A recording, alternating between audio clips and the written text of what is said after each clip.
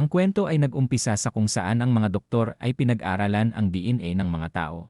Sa isang operating room may dalawa silang test subject. Ang isang doktor ay sinabing handa na ang injection, kaya naman ang kulay berdeng likido ay nag-umpisa ng dumaloy sa mga pasyente.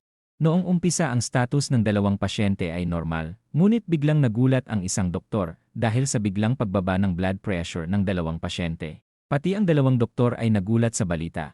Ang pasyente ay nag-umpisang manginig at ang dugo ay nagsimulang lumabas sa bibig at mga mata ng pasyente. Ilang sandali pa, hindi na nakayanan ng pasyente ang ginagawang eksperimento sa kanila. Ang isang doktor ay napansin na mukhang patay na ang dalawang pasyente. Kinumpirma ng isa pang doktor na patay na ang mga pasyente dahil hindi na nagpapakita ng reaksyon na may buhay pa ang dalawa. Kaya naman sinabi niya din na isa na namang hindi matagumpay na eksperimento ang nangyari. Ang isang doktor ay nagulat matapos marinig na hindi na naman nagtagumpay ang kanilang eksperimento. Ang isang doktor ay sinabing pagod na siyang gawin ang eksperimento, kaya naman nirekomenda niyang tumigil na sila. Muli na namang nagulat ang isang doktor at hindi makapaniwalang sumusuko na ang kanyang kasamang doktor sa kanilang research. Sinabi ng doktor na hindi sila pwedeng tumigil sa kanilang research dahil napakahalaga daw nito. Ngunit ang matandang doktor ay hindi na napigilang mainis dahil sa sobrang dami na daw ang buhay na nawala dahil sa kanilang eksperimento.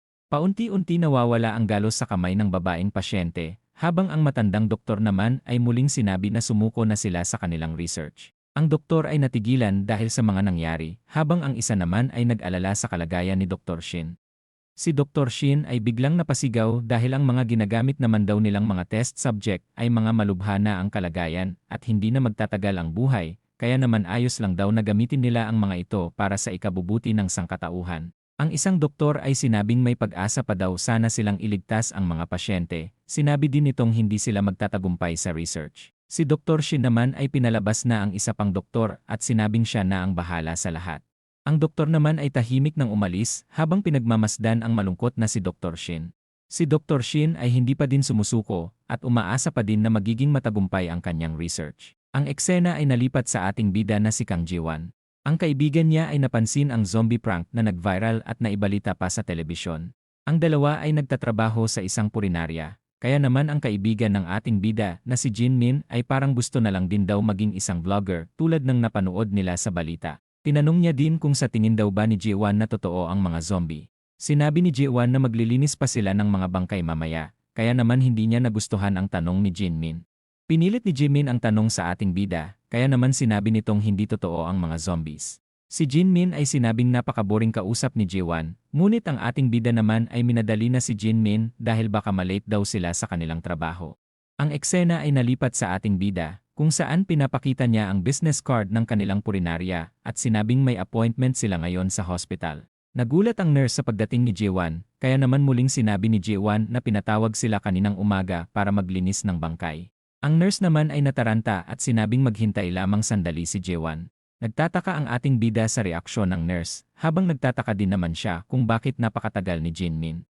Hindi nagtagal dumating na din si Jin Min at sinabi nito kung gaano kalaki ang kanyang ebak. Napansin ni Jin Min na kung bakit nga daw ba kaya walang mga tao sa hospital na ito.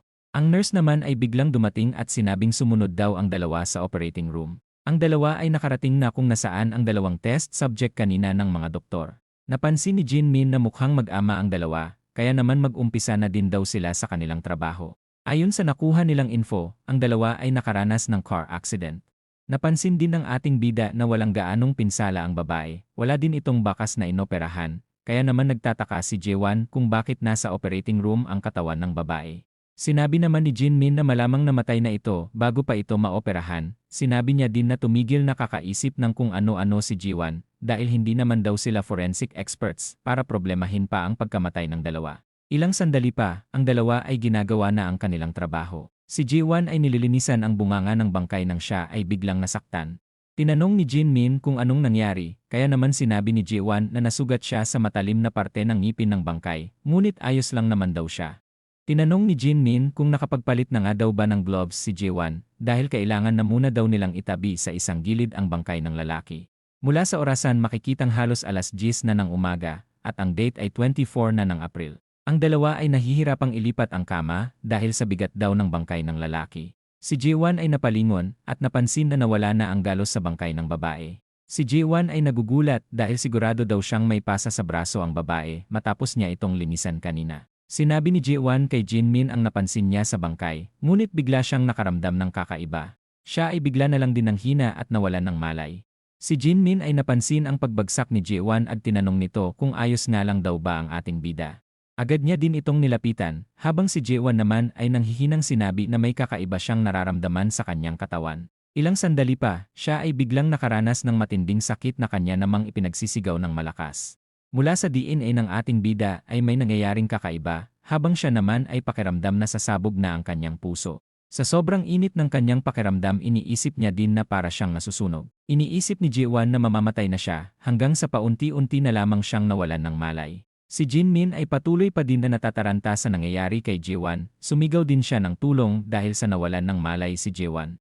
Ang babaeng bangkay ay nagsimulang gumawa ng kakaibang tunog. Makalipas ang ilang sandali, si Jiwan ay biglang nagising. Nagtataka din siya kung anong nangyayari sa kanyang paligid. Iniisip ni Jiwan na sigurado siyang may trabaho siyang ginagawa sa hospital, ngunit hindi niya matandaan kung bakit siya nakahilata sa sahig. Si Jiwan ay nagtataka sa ingay na kanyang naririnig. Agad niya din namang nakita na ang gumagawa ng ingay ito ay ang babae bangkay kanina. Siya ay nagulat matapos niyang makita na muling nabuhay ang bangkay. Si Jiwan ay napalingon at biglang nakita ang walang buhay na si Jinmin. Siya ay bigla ding napaatras at napasigaw.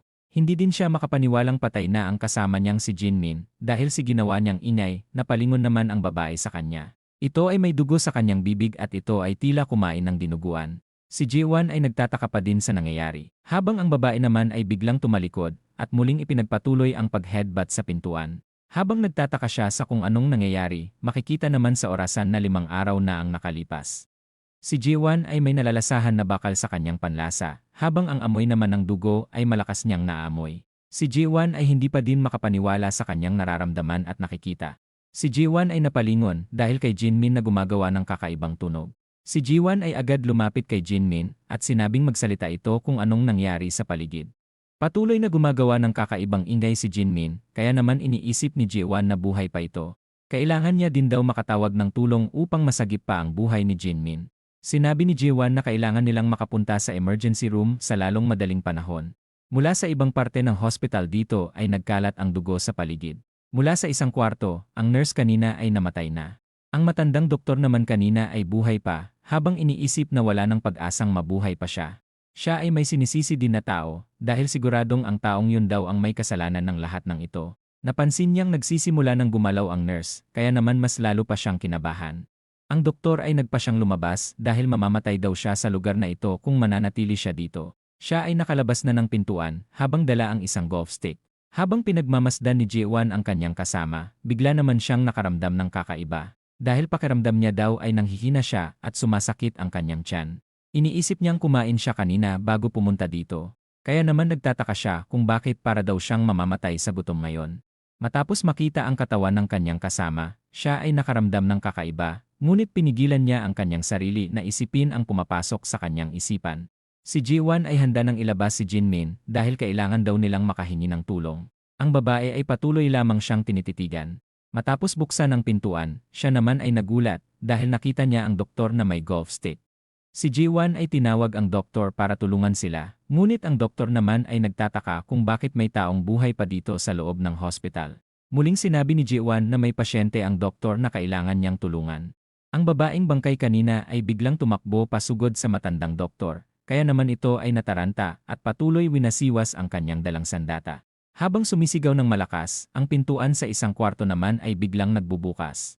Ang mga zombie ay biglang lumitaw at biglang kinain ng buhay ang matandang doktor. Matapos makita ni Jiwan ang pangyayari, siya naman ay biglang kinilabutan. Matapos niyang lumingon, nakita niya namang muli nang nakatayo si Jinmin. Tinawag niya ang pangalan nito, ngunit ito ay nilagpasan lamang siya. Ito ay nagtungo sa matandang doktor at nagsimulang magmukbang.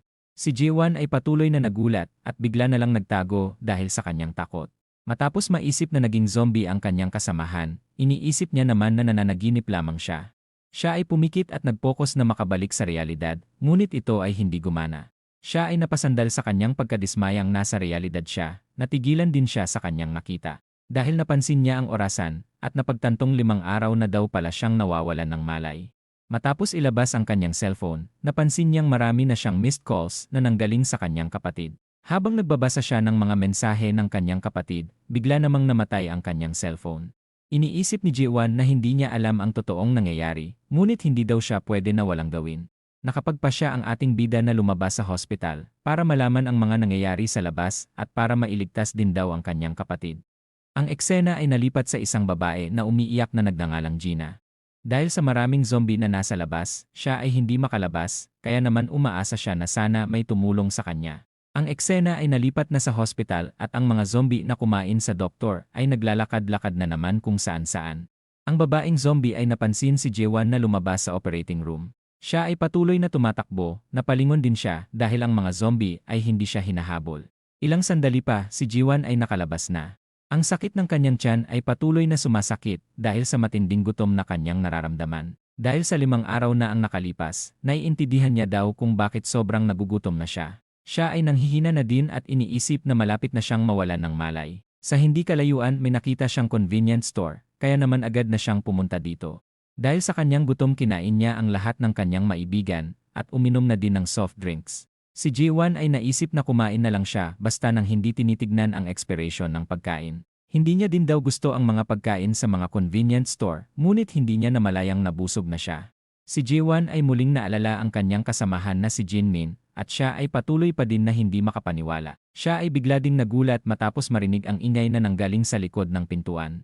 Dahil sa kanyang kuryosidad agad niyang pinuntahan ang pintuan at ito ay agad niyang binuksan. Ang isang babae ay nakita niya mula sa loob. Dahil sa takot na pasigaw ang babae, pati na din si Jiwan. Ang babae ay napalingon habang umiiyak, si Jiwan naman ay kinakabahan at tinanong ang babae kung kailangan daw ba nito ng tulong.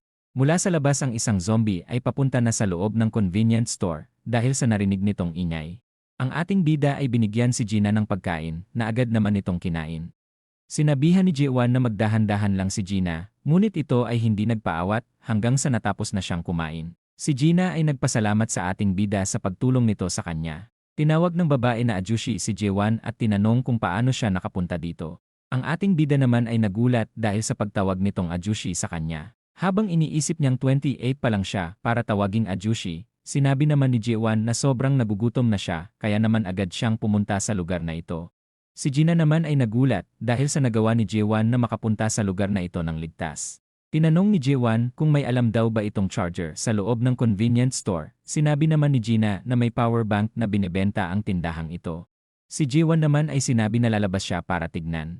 Si Gina naman ay sinabing huwag lumabas si Jiwan dahil baka may mga zombie na daw sa labas. Si Jiwan ay sinabi na walang zombie sa loob ng convenience store noong pumasok siya, ngunit mula sa likod niya ay may zombie nang nakatingin sa kanya. Ang dalawa ay napaatras dahil sa zombie. Habang ang zombie naman ay napansin si Gina bilang target, kaya naman mabilis na itong sumugod. Habang palapit ang zombie, si Jiwan naman ay sobrang kinabahan at balak itulak ang zombie. Ang malakas na puwersa ay tumama sa zombie, at si Jiwan naman ay nagawang mapatalsik sa labas ng convenience store ang zombie. Siya ay nagulat sa kanyang nagawa, habang si Gina naman ay nagtataka kung anong nangyari. Si Jiwan ay nagugulat at patuloy pa din na hindi makapaniwala sa kanyang nagawa. Si Jiwan ay iniisip na bigay todo ang ginawa niyang pagtulak, ngunit hindi niya daw akalain na matitilapon sa malayo ang zombie. Nagtataka din siya matapos maalala na hindi siya hinahabol o inaatake ng mga zombie. Si Gina ay muling sinabihan na Ajushi si Jiwan at tinanong kung anong nangyari. Ang ating bida naman ay muling naiinis dahil hindi pa daw siya isang Ajushi. Si Jiwan ay biglang naalala na maghahanap nga daw pala siya ng power bank. Si Gina ay sinabi kung saan matatagpuan ang power bank. Ilang sandali pa, si Jiwan ay nagawa ng makatawag sa kanyang kapatid, ngunit siya ay nagtataka dahil hindi niya magawang makontak ang kanyang kapatid. Nag-aalala din siya dahil mukhang may masamang nangyari na daw sa kanyang kapatid. Matapos maalala ang magandang mukha ng kanyang kapatid, iniisip niya naman na malamang namatay lang ang cellphone nito at ligtas na naghihintay sa isang ligtas na lugar. Tinanong ni Jiwan kung may dalang cellphone nga daw ba si Gina, sinabi naman nitong meron ngunit namatay na daw ito. Si Jiwan ay binigyan ng power bank si Gina at sinabing subukan nitong tawagan ang kanyang magulang. Habang nagkalat ang mga zombie sa labas, si Gina naman ay nagawa ng makontak ang kanyang magulang. Sila ay nagkamustahan, sinabi din ni Gina na ligtas siyang nagtatago sa isang convenience store. Masaya din si Gina matapos niyang malaman na buhay pa ang kanyang nanay at tatay. Muling sinabi ni Gina na niligtas siya ng isang Ajushi. Si Jiwon naman ay muling hindi nagustuhan ang pagtawag sa kanya ng Ajushi, dahil ang ibig sabihin daw nito ay isang middle-aged na lalaki. Si Jiwon ay iniisip na hindi pa siya naliligo ng ilang araw na, kaya naman napagkakamalan na daw siyang isang middle-aged na lalaki. Si Gina ay biglang naiyak dahil sinabi ng kanyang mga magulang na huwag na nitong subukan na puntahan sila at subukan na lang daw nitong makasurvive. Ilang sandali pa, namatay na ang linya ng kanilang usapan. Habang patuloy namang umiiyak si Gina dahil sa mukhang nagpapaalam na daw sa kanya ang kanyang mga magulang. Napansin ni Jiwon ang pag-iyak ng babae at tinanong kung saan nga daw ba nakatira si Gina. Si Jiwon ay sinabing kailangan niyang umalis sa lugar na ito para hanapin ang kanyang nakakatandang kapatid. Tinanong niya din si Gina kung gusto nitong sumama sa kanya. Silang dalawa ay nakarinig ng kakaibang ingay sa labas. Si Jiwon naman ay sumilip at nakakita ng mas marami ng zombie sa loob ng convenience store. Si Gina ay kinakabahan sa maraming zombie na nasa labas, kaya naman tinanong niya ang ating bida kung anong plano nito para makalabas sila ng ligtas. Si Jiwon ay biglang gumawa ng sandata. At sinabing maghintay lamang daw si Gina dito sa loob ng kwarto. Si Jiwon ay lumabas na sa kwarto, at agad sinarado ang pintuan, na ikinagulat naman ni Gina dahil wala na siyang nagawa sa pag-alis ni Jiwon. Si Gina ay patuloy na umiiyak habang naririnig ang mga kakaibang ingay na nasa labas. Ilang sandali pa, si Jiwon ay matagumpay nang nakabalik at sinabi kay Gina na ligtas nang lumabas. Si Gina ay naiyak matapos niyang makitang ligtas si Jiwon, tinanong niya din kung siguradong pwede na nga daw ba silang umalis. Si Jiwon ay sinabi kay Gina na hindi siya sigurado noong umpisa, ngunit matapos niyang labanan ang mga zombie. Nalaman niya namang wala daw balak kagatin siya ng mga zombie. Ang eksena ay nalipat sa isang tindahan ng mga kasuotan, kung saan andito si Jiwon para magbihis at para palitan ang kanyang maruming kasuotan. Ilang sandali pa siya ay tapos ng magbihis. Matapos niyang lumabas sa gusali, siya ay nagulat dahil sa kanyang nakitang motor. Dahil sa ganda ng motor na ito, bigla naman siyang na-inlove na makita ito. Ilang sandali pa, si Gina ay nakapagbihis na din gamit ang dalang pantalon ni Jiwon. Humingi ng pasensya si Jiwon kung pangit ang napili niya, ngunit sinabi naman ni Gina na ayos lang sa kanya ang napili ni Jiwon. Napansin ni Jiwon na wala ng zombie sa malapit, kaya naman niyaya niya si Gina na lumabas para makakuha sila ng mga pagkain at para makaalis na din sila. Si Jiwon ay nakakita ng isang baseball bat. Ngunit si Gina naman ay tinanong kung bakit siya tinutulungan ni Jiwon dahil sa kung totoo lang wala naman daw rason si Jiwon para tulungan pa siya. Muli niyang tinawag na Ajushi si Jiwon at tinanong kung wala daw ba itong pamilya para kanyang balikan. Si Jiwon ay hindi na naman nagustuhan ang tinawag sa kanya, ngunit sinabi niya namang huwag na masyadong isipin ni Gina ang ginagawa niyang pagtulong niya sa kanya. Ang dalawa ay lumabas na sa convenience store. Ilang sandali pa, ang mga zombie ay naalerto dahil sa parating na sasakyan. Iniisip ng ating bida na masyadong mabagal ang reaksyon ng mga zombie, at dahil daw siguro ito sa kanyang kakaibang presensya. Habang nagmamaneho, iniisip niya namang hindi magtatagal makakarating din siya sa kanyang kapatid.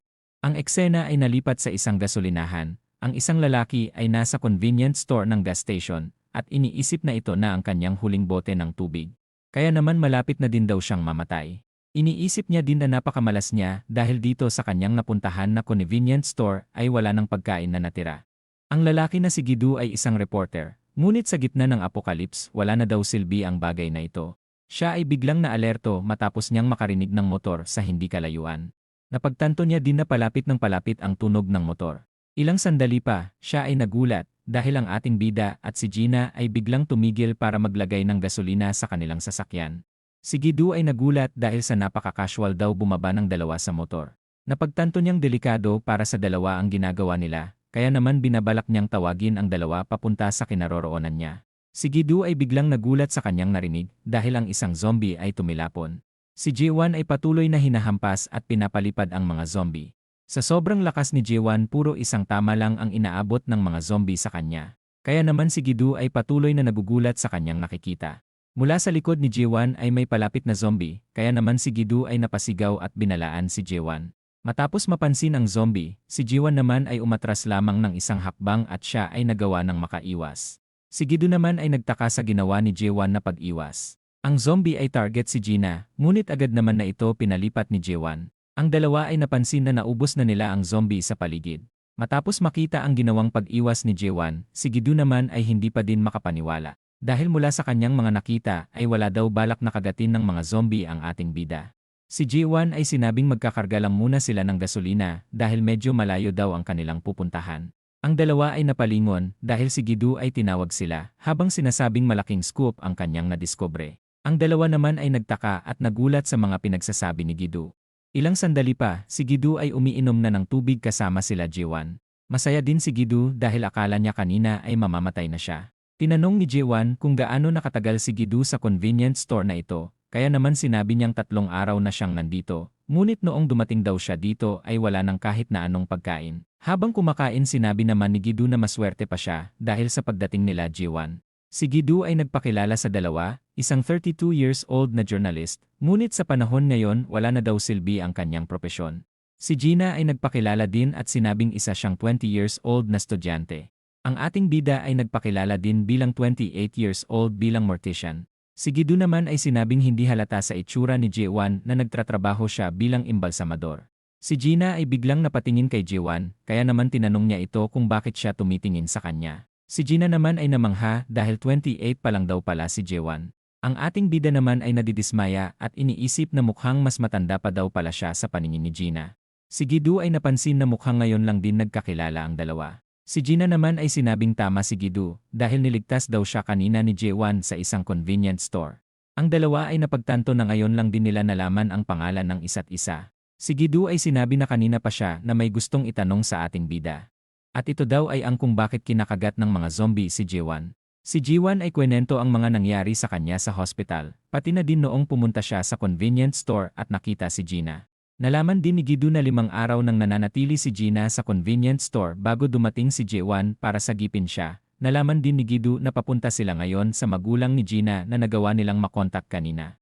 Napag-alaman ni Gidu na walang alam ang dalawa sa nakalipas na 5 araw, kaya naman mas maganda daw kung mananatiling wala silang alam. Si Gina naman ay na-curious, kaya naman tinanong niya si Gidu kung ano nga daw ba ang nangyari. Si Gidu ay sinabi namang na noong 1 at 2 araw ay napakasama ng nangyari dahil bigla na lang may mga zombie sa paligid ang lumilitaw.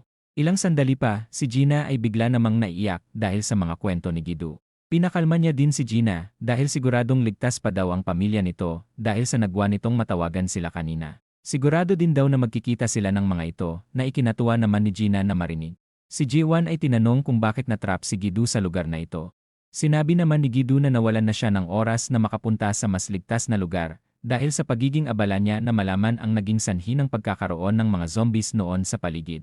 Sinabi niya din na naubusan siya ng gasolina bago pa siya makarating dito sa gasolinahan, kaya naman tumakbo daw siya papunta dito. Si Jiwan ay tinanong si Gidu kung ano ang sa tingin niya ang naging sanhi ng apocalypse na ito. May gustong itanong si Gidu, ngunit bigla naman siyang napalingon. Dahil ang mga zombie nagsimulang magsama-sama at balak pumasok sa loob. Si Gidu ay napasigaw at nagtaka kung bakit naging agresibo ngayon ang mga zombie. Si Jiwan ay iniisip na kailangan nilang makaalis agad sa lugar na ito. Ngunit hindi na daw nila pwede sakyan ang motor dahil sa 3 na silang bibiyahe. Si Jiwan ay sinabing balak niyang kunin ang kotse na sinabi ni Gidu na malapit lang dito. Sinabi naman ni Gidu na nasa 100 meters lamang ang layo ng kanyang kotse sa gasolinahan. Si Gidu ay sinabing mahihirapan silang makuha ang sasakyan dahil sa dami ng mga zombie sa labas. Ang ating bida naman ay kinuha ang kanyang baseball bat at sinabing siya na ang bahala sa mga zombie sa labas. Habang silang dalawa naman daw ay manatili lang dito sa loob, si Gidu ay nag-aalala at tinanong kung sigurado nga daw ba si Jiwan sa plano nito na sinang-ayunan niya naman. Muling pinaalala ni Jiwan na hindi siya kakagatin ng mga zombie, kaya naman magiging ayos lang daw siya. Sinabi niya din kay Gina na huwag itong mag-alala dahil sigurado daw siyang iuuwi niya ito sa kanyang magulang. Si Gina naman ay natigilan na lamang at wala nang nasabi. Ang ating bida ay handa nang lumabas. Ilang sandali pa, ang isang zombie ay tuluyan ng tumilapon dahil sa ginawang suntok ni Jiwan. Habang patuloy na pinipilit makapasok ng mga zombie, ang ating bida naman ay nasa labas na at patuloy nilalabanan ang mga zombie. Napansin ni Jiwan ang isang zombie sa kanyang likod at ito naman ay agad niyang binalibag sa pader. Napansin ni Jiwan na parang invisible daw talaga siya sa mga zombie. Hindi niya daw alam kung saan nanggaling ang kanyang kakayahan, ngunit siya ay handa daw ubusin ngayon ang mga zombie na nasa lugar. Matapos makita ang mga nangyayari sa labas, si Gidu naman ay namamangha dahil hindi daw talaga inaatake ng mga zombie si Jiwan. Napansin din ni Gidu na hindi normal ang lakas na meron si Jiwan. Si Gina ay tila natatakot sa kanyang napapanood dahil si Jiwan ay patuloy nakikipaglaban sa mga zombie. Hanggang sa ito ay makaramdam ng pagod na hindi naman nagustuhan ni Jiwan. Iniisip ng ating bida na marami na siyang nakain kanina, kaya naman nagtataka siya kung bakit pakiramdam niya na naman na hindi pa siya kumakain ng ilang araw na. Si Jiwan ay patuloy inuubos ang mga zombie sa paligid. Iniisip niya din na may sapat siyang dalang pagkain, kaya naman kailangan niya na maubos agad ang zombie sa paligid at tuluyan ng makakain mamaya. Si Jiwan ay biglang naiisip si Gina, nakaramdam din siya ng kakaiba, at bigla na lamang siyang napaluhod. Ang dalawa ay nag-alala naman sa nangyari kay Jiwan sa pagbagsak nito. Matapos niyang bumagsak, iniisip niya naman na may naramdaman siyang kakaiba at biglang naalala si Gina. Bigla din siyang nataranta dahil mukhang iniisip niya na kumain ng tao, katulad ng mga zombie na kanyang nilalabanan ngayon. Si Gina ay nag-aalala kay Jiwan, gusto niya din lumabas para tumulong ngunit agad naman siyang pinigilan ni Gidu. Ang dalawa ay biglang napalingon sa sumigaw na ating bida, at ito ay bigla na lamang tumayo at nakikipaglaban na naman sa mga zombie. Ilang sandali pa, ang mga zombie sa paligid ay tuluyan ng naubos. Si Jiwan ay todo ang hingal dahil sa dami ng kanyang tinapos na mga zombie sa paligid. Si Gidu ay sinabing sana ayos lang si Jiwan dahil mukhang may nagbago daw ngayon sa kanya. Si Jiwan ay iniisip na hindi siya isang zombie dahil kahit kailan hindi daw siya magiging katulad nila. Ilang sandali pa, si Jiwan ay umiinom na ng tubig. Tinanong ni Gina ang kalagayan ni Jiwan, kaya naman sinabi nitong ayos lang siya dahil nakaramdam lang daw ito kanina ng pagod kanina. Si Gidu naman ay naintindihan na napagod si Jiwan ng sobra dahil hindi naman daw madali ang magpatumba ng maraming zombie. Si Jiwan ay naramdaman na nawala na ang kanyang gutom, ngunit nararamdaman niyang kumikirot pa din ang kanyang tiyan. Si Jiwan ay balak daw kunin ang kotse ni Gidu. Dahil sa tinapos niya na ang mga zombie sa malapit, ligtas na daw silang makakalabas para kunin ang sasakyan. Si Gidu naman ay sinabing maghanap muna sila ng mga paglalagyan ng gas upang madala sa sasakyan. Si Jiwan ay sinabing sabay silang tatlo pupunta sa sasakyan. Mula sa labas ng tindahan, may lalaking dumating at humihingi ng tulong. Si Jiwan naman ay nagulat dahil sa biglaang pagdating ng lalaki, pati si Gidu ay nagulat dahil sobrang tahimik na daw ng lahat, ngunit biglang may darating na stranger sa kanila. Ang lalaki ay patuloy na kumakatok sa salamin at sinabing kailangan ng tulong ng kanyang kaibigan. Ang dalawang lalaki ay dumating din sa eksena habang patuloy na sinasabi na kailangan nila ng tulong. Si Gina ay sinabi na kailangan nilang tulungan agad ang tatlo, habang si Gidu naman ay sinabi na kailangan nilang mag-ingat sa kanila. Sinabi niya din na porket hindi zombie ang tatlo, hindi na daw delikado ang mga ito. Pinaalala niya din na nasa apokalips sila, kaya naman hindi daw lahat ng tao ay mapagkakatiwalaan nila. Si Gina naman ay sinabing kailangan ng tulong ng tatlo. Pinaalala niya din kay Gidu na dahil kay Jiwan na iligtas ang buhay nila, kaya naman kailangan din daw nilang tumulong para sa iba. Si Jiwan naman ay sinabi din na gusto niyang tulungan ang tatlo dahil gusto niya daw masagip ang lahat ng kanyang makakasalamuha. Si Gidu ay sinabing binalaan niya na ang dalawa, kaya naman wala na daw siyang magagawa kung ito ang desisyon nilang dalawa. Matapos buksan ang pintuan, si Gina naman ay tinawag ang tatlo na pumasok sa loob. Ang matabang lalaki ay nagpasalamat, habang ang lalaking nagkukunwaring may sakit naman ay biglang ngumiti na tila may masamang balak sa grupo ng ating bida. Si Gina ay binigyan sila ng maiinom, tinanong niya din kung anong dahilan ng pagkawala ng malay ng kanilang kasama.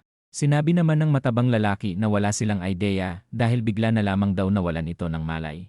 Si Gidu ay tinanong kung nakagat nga daw ba ng zombie ang kasama nila, ngunit ang matabang lalaki naman ay sinabing hindi. Pati ang isang lalaki ay sinabing kaninang umaga pa nawalan ng malay ang kanilang kasama, kaya naman kung nakagat daw ito siguradong naging zombie na daw ito kanina pa. Si Gidu ay tinanong ang planong gawin ng tatlo. Kaya naman sinabi ng lalaki na plano nilang maghanap ng shelter, o kaya naman makahanap daw ng mga taong tutulong sa kanila para makasurvive. Si Gidu naman ay sinabing makapal ang mukha nila para maghanap ng taong magpapalamon sa kanila. Si Gina naman ay pinatigil na magsalita si Gidu dahil masakit na daw ang mga sinasabi nito. Muli niya ding pinaalala na kung hindi dahil kay Jiwan hindi sila makakasurvive. Ang nagkukunwaring may sakit naman ay nagpasalamat dahil sa pagtatanggol niya sa kanila. Si Gidu ay humingi ng pasensya at inamin na naging masakit ang kanyang mga sinabi.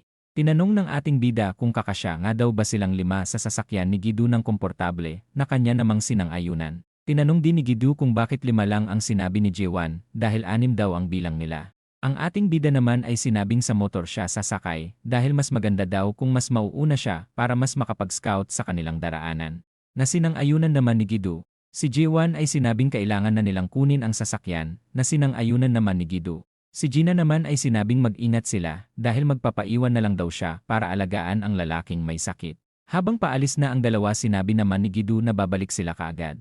Ang dalawa ay agad nakarating sa sasakyan. Si Jiwan ay nagbabantay sa paligid, habang si Gidu naman ay nilalagyan ng gasolina ang sasakyan.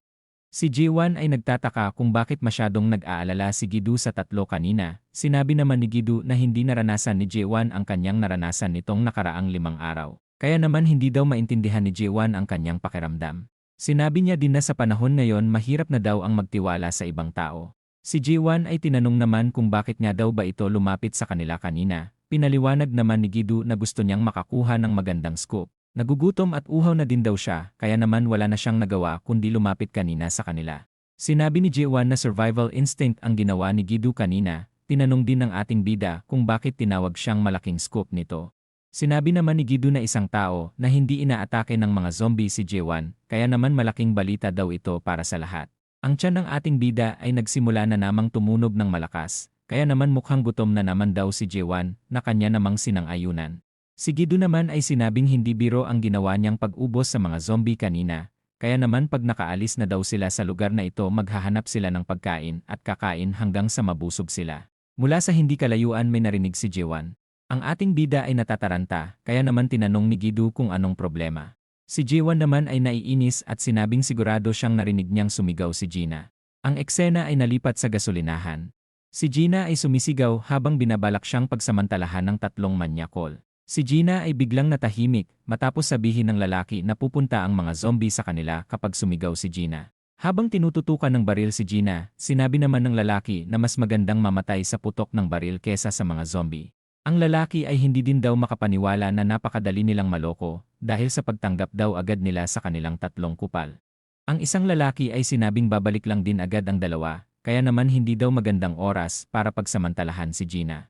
Ang lalaking may baril naman ay sinabing babarilin nila agad ang dalawa kapag nagpakita ito sa kanila. Ang lalaki ay sinabi din na maswerte silang tatlo para makakita ng isang maganda at sariwang babae sa panahon ngayon. Si Gina ay kinagat naman ang daliri ng lalaki, kaya naman nagsisisigaw ito dahil sa sakit. Dahil sa galit bigla niya namang binugbog si Gina, habang ang mga kasama niya naman ay tinawanan siya dahil kinagat siya ng tao imbes na mga zombie. Ang lalaking may baril ay sinabing tumingin sa labas ang matabang lalaki sa dalawang parating. Ang lalaking naka-black ay naghahanda ng may gawing hindi maganda. Si Gina ay wala ng malay habang sinasabi naman ng dalawa na hindi na sila makapagpigil dahil sa ganda ni Gina. Ang lalaki ay nag-umpisang hubaran si Gina, ngunit mula sa kanilang likod ay dumating na ang ating bida. Matapos umatake ni Jiwan, ang isang manyakol naman ay tumilapon naman agad sa pader. Ang dalawa ay bigla namang nagulat dahil sa biglaang pagdating ni Jiwan. Napansin din ni Jiwan ang walang malay na si Gina, kaya naman mas lalo pa itong nagalit sa tatlong kupal. Ang sasakyan ay dumating na habang si Gidu naman ay agad pumasok para asikasuhin si Gina. Nagalit din si Gidu dahil sa naging tama ang hinala niya sa tatlong kupal. Si Jiwan ay sinabing pumunta na sila Gidu sa loob ng sasakyan at sinabing susunod na lang siya mamaya sa kanila. Mula sa labas si Gidu ay pinupuno niya naman ang gas tank ng kanyang sasakyan. Matapos makapasok sa sasakyan nagpasalamat naman siya dahil walang zombie sa paligid habang naglalagay siya ng gasolina kanina. Si Gidu ay pinagmasdan ang binugbog na si Gina at iniisip na napakasama na daw ng nangyayari sa mundo. Iniisip niya din na maswerte pa rin si Gina dahil poprotektahan daw siya ni Jiwan kahit na anong mangyari. Ang eksena ay nalipat sa ating bida, ang dalawa ay mayabang pa din dahil hindi lang daw si Jiwan ang may dalang sandata. Ang dalawa ay naglabas ng kanilang sandata at sinabing hindi sila kakayanin ng sabay ni Jiwan. Ang ating bida naman ay binitawan ang kanyang sandata, na ipinagtaka naman ng dalawa. Ang isang lalaki ay sinabi na mukhang sumusuko na daw si Jiwan dahil mukhang alam na daw nitong wala siyang laban sa kanila. Ang payat na lalaki ay sinabing hindi sila maaawa sa katulad ni Jiwan, ngunit ang matabang lalaki naman ay may napansin kay Jiwan na kakaiba at sinabi na mukhang may mali sa ating bida. Si Jiwan naman ay iniisip na sobrang galit na siya kanina at may naramdaman na kakaiba. Habang may lumalabas na mga ugat sa kanyang katawan, iniisip niya naman na napakagaan ng pakiramdam niya ngayon, ngunit ang matinding gutom ay patuloy niya pa din daw na nararamdaman. Ilang sandali pa, nagkalat na ang dugo sa paligid at ang lalaking may baril na lang ang natitira sa grupo. Siya ay nanginginig ng sobra sa takot dahil sa nasilayan niyang kinakain na ang kanyang mga kasama. Si Jiwan ay tapos ng magmukbang sa dalawang lalaki at siya naman ay tuluyan ng nabaling ang tingin sa lalaking manyakol. Si Jiwan ay lumalapit na sa huling kupal. Habang nilalabas nito ang kanyang baril, sinabi niya naman na hindi mukhang zombie si Jiwan, kaya naman nagtataka siya kung bakit ito kumakain ng tao. Si Jiwan ay tinitigan lang ang huling kumag, habang ito naman ay mukhang mababaliw na dahil sa takot. Ilang sandali pa, may putok ng baril ang narinig sa labas ng convenience store. Si Gidu ay nag-alala sa putok ng baril na kanyang narinig, kaya naman balak niyang tumingin sa nangyayari. Si Gidu ay biglang nagulat dahil nakita niyang palabas na si Jewan. Tinanong niya din kung ayos nga lang daw ba ang ating bida. Sinabi ni Jewan na ayos lang siya, kaya naman kinamusta niya din ang kalagayan ni Gina. Sinabi din naman ni Gidu na tulog si Gina sa loob ng sasakyan. Si Gidu ay napansin na nagpalit ng damit si Jewan, ngunit ang ating bida naman ay agad binigyan ng baril si Gidu, at sinabi na mas maganda kung si Gidu ang hahawak nito. Si Gidu ay natuwa naman sa baril at tinanong kung sigurado nga daw ba si Jewan na ibibigay niya ito sa kanya. Sinabi ng ating bida na kaya niyang protektahan ang kanyang sarili, hindi katulad ni Gidu, kaya naman mas maganda daw kung si Gidu na lang ang hahawak ng baril. Si Gidu ay napansin ang malungkot na tono sa boses ni Jewan, kaya naman muli niyang tinanong kung ayos nga lang daw ba siya. Ang ating bida ay napahinto, lumingon din siya habang nakangiti, habang sinasabi na ayos lang siya. Si Jewan ay sinabing umalis na sila dahil baka mamaya ay dumami na naman daw ang mga zombie dito sa lugar. Si Gidu ay nagtataka sa kung anong nangyari sa loob, ngunit siya naman ay nagpasya ng umalis kaagad. Ang grupo nila ay nagpatuloy sa kanilang biyahe. Si Gina ay paunti-unting binuksan ang kanyang mga mata. Napansin ni Gidu ang paggising ni Gina, kaya naman tinanong niya ito kung ayos nga lang daw ba ito, na sinang-ayunan naman ni Gina. Sinabi ni Gidu na makakapag-relax na si Gina dahil hindi na daw sila guguluhin pa ng 3 kupal dahil sa ginawa daw ni Jewan sa mga ito. Matapos mapagmasdan si Jewan, agad namang tumulo ang luha ni Gina. Napansin ni Gidu ang pag-iyak ni Gina, kaya naman tinanong niya kung ano nga daw ba ang dahilan sa pag-iyak ni Gina. Si Gidu ay nagulat matapos tanungin ni Gina na bakit may mga taong ganon kanina sa kanilang nakita. Muling sinabi ni Gina na gusto niya lang ang tumulong sa 3 kanina, ngunit bakit daw sila nito pinagsamantalahan. Si Gina ay sinabi din na mukhang hindi niya na kayang magtiwala pa sa ibang tao sa susunod. Si Gidu ay natigilan sandali, ngunit sinabi niya naman tama lang na huwag magtiwala si Gina sa iba, kung may pagkakatiwala ang ibang tao din daw si Gina. Si Jewan daw ang taong ito dahil kahit anong mangyari hindi daw siya nito pababayaan. Ang eksena ay nalipat sa isang gusali, kung saan kakatapos lang ng ating bida na pumatay ng isang zombie. Napansin ni Jewan na mukhang naubos niya na ang zombie sa paligid. Napansin niya din ang litrato ng isang pamilya, kaya naman humingi siya ng tawad sa panghihimasok ng kanilang tahanan. Ang grupo ay nagpasyang tumigil muna para makapagpahinga. Si Jewan ay nagtaka kung bakit nagsuggest daw si Gidu na magpahinga, sinabi din ni Jewan na nakakotse sila. Kaya naman mas maganda daw sana kung nagpatuloy na lang sila. Sinabi naman ni Gidu na masyado ng malalim ang gabi, delikado din daw ang bumiyahe sa gabi, kaya naman ipagpabukas na lang daw nila ang biyahe. Sinabi din ni Gidu na kailangan din ni Gina makapagpahinga ng komportable. Tinanong ni Jewan kung magiging ayos nga lang daw ba si Gina, ngunit sinabi naman ni Gudi na imposibleng mangyari pa ito sa ngayon dahil sariwa pa ang kanyang naranasan. Sinabi ni Gidu na importante ang gagawing role ni Jewan para kay Gina, na ipinagtaka naman ni Jewan. Muling sinabi ni Gidu na mahirap nang magtiwala sa ibang tao ngayon, kaya naman bukod sa magulang ni Gina si Jewan na lang daw ang inaasahan nito. Si Jewan naman ay nagulat dahil sa kanyang narinig. Sinabi niya din na imposible ang sinasabi ni Gidu dahil kanina lang naman daw sila nagkakilala ni Gina. Muling sinabi naman ni Gidu na masyadong madami na silang napagdaanan para sa isang araw na pagsasama. Si Gidu ay nilabas ang kanyang notebook at sinabing gusto niyang tanungin si Jewan bilang isang journalist. Si Gidu ay tinanong kung wala nga ba talagang alam si Jewan na dahilan kung bakit hindi siya inaatake ng mga zombie na sinang-ayunan naman ni Jewan. Dagdag pa ni Jewan na mukhang hindi din daw siya nakikita ng mga zombie. Si Gidu ay gusto din daw malaman kung anong nangyayari kay Jewan, kaya naman sabihan daw siya nito kung sakaling may kakaibang maramdaman si Jewan sa kanyang katawan, na sinang-ayunan naman ni Jewan. Tinanong din ni Gidu kung may martial arts training daw ba si Jewan noon, na sinabi naman ni Jewan na wala. Si Gidu ay napansin ang kakaibang lakas na meron si Jewan na parang hindi na daw siya isang tao, na ikinagulat niya namang marinig. Muling tinanong ni Gidu kung wala nga daw ba talagang idea si Jewan kung saan nanggagaling ang kanyang lakas, na kanya namang sinang-ayunan na wala. Si Gidu ay humingi ng pasensya dahil malamang pakiramdam daw ni Jewan ay nasa interrogation siya. Si Jewan naman ay sinabing ayos lang dahil naiintindihan niya naman daw ang trabaho ni Gidu bilang isang journalist. Tinanong din ni Gidu kung may paraan nga daw ba si Jewan para hanapin ang kanyang kapatid. Sinabi ni Jewan na wala siyang paraan para hanapin ang kanyang kapatid. Ngunit kailangan niya na daw munang puntahan ang kanilang bahay na matatagpuan sa Yangyang. Napansin ni Gudi na medyo malayo daw pala ang pupuntahan ni Jewan. Ang ating bida naman ay sinabing kailangan niyang puntahan ang kanilang bahay dahil ito lang daw ang kanyang clue para mahanap ang kanyang kapatid. Si Gidu ay tinanong kung bakit nga daw ba sila tinutulungan ni Jewan ng sobra-sobra. Si Jiwan naman ay sinabi na sa tingin niya mas tamang gawin ang tulungan silang dalawa. Narinig ni Gina ang mga sinasabi ni Jiwan at muli na naman siyang naluha. Si Gidu ay muling sinabi na napakabuting tao daw talaga ni Jiwan, ngunit ang ating bida naman ay pahambol at sinabing hindi naman daw siya masyadong mabait. Habang patuloy sinusulat ni Gidu ang mga impormasyon na kanyang natatanggap kay Jiwan, tinanong niya naman ang tungkol sa mga zombie, kung may napansin daw ba si Jiwan na kakaiba sa mga zombie habang nilalabanan niya ang mga ito ng malapitan. Ang ating bida naman ay sinabi niyang wala siyang gaanong napapansin, ngunit napansin niya daw sa mga zombie na may kakayahan pa din silang makakita at makarinig. Si Gina ay nakabangon na at sinabing nagre-react ang mga zombie sa kanilang mga balat. Sinabi niya din na sinabi daw ito ng kanyang manager bago siya nito sabihan na magtago sa storage room. Tinanong ni Goody kung ayos na nga daw ba si Gina, sinabi niya namang ayos na siya at hindi din daw siya makatulog.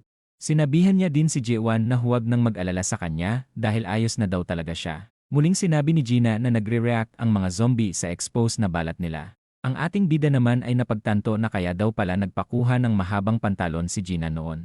Si Goody ay stress pa din dahil hindi pa din daw nila alam kung bakit nga daw ba nagkaroon ng mga zombie. Si Gina ay may napansin na tunog sa kung saan, ilang sandali pa hawak na ni Gina ang isang radyo. Sinabi niya din na may narinig siyang static signal sa radyo.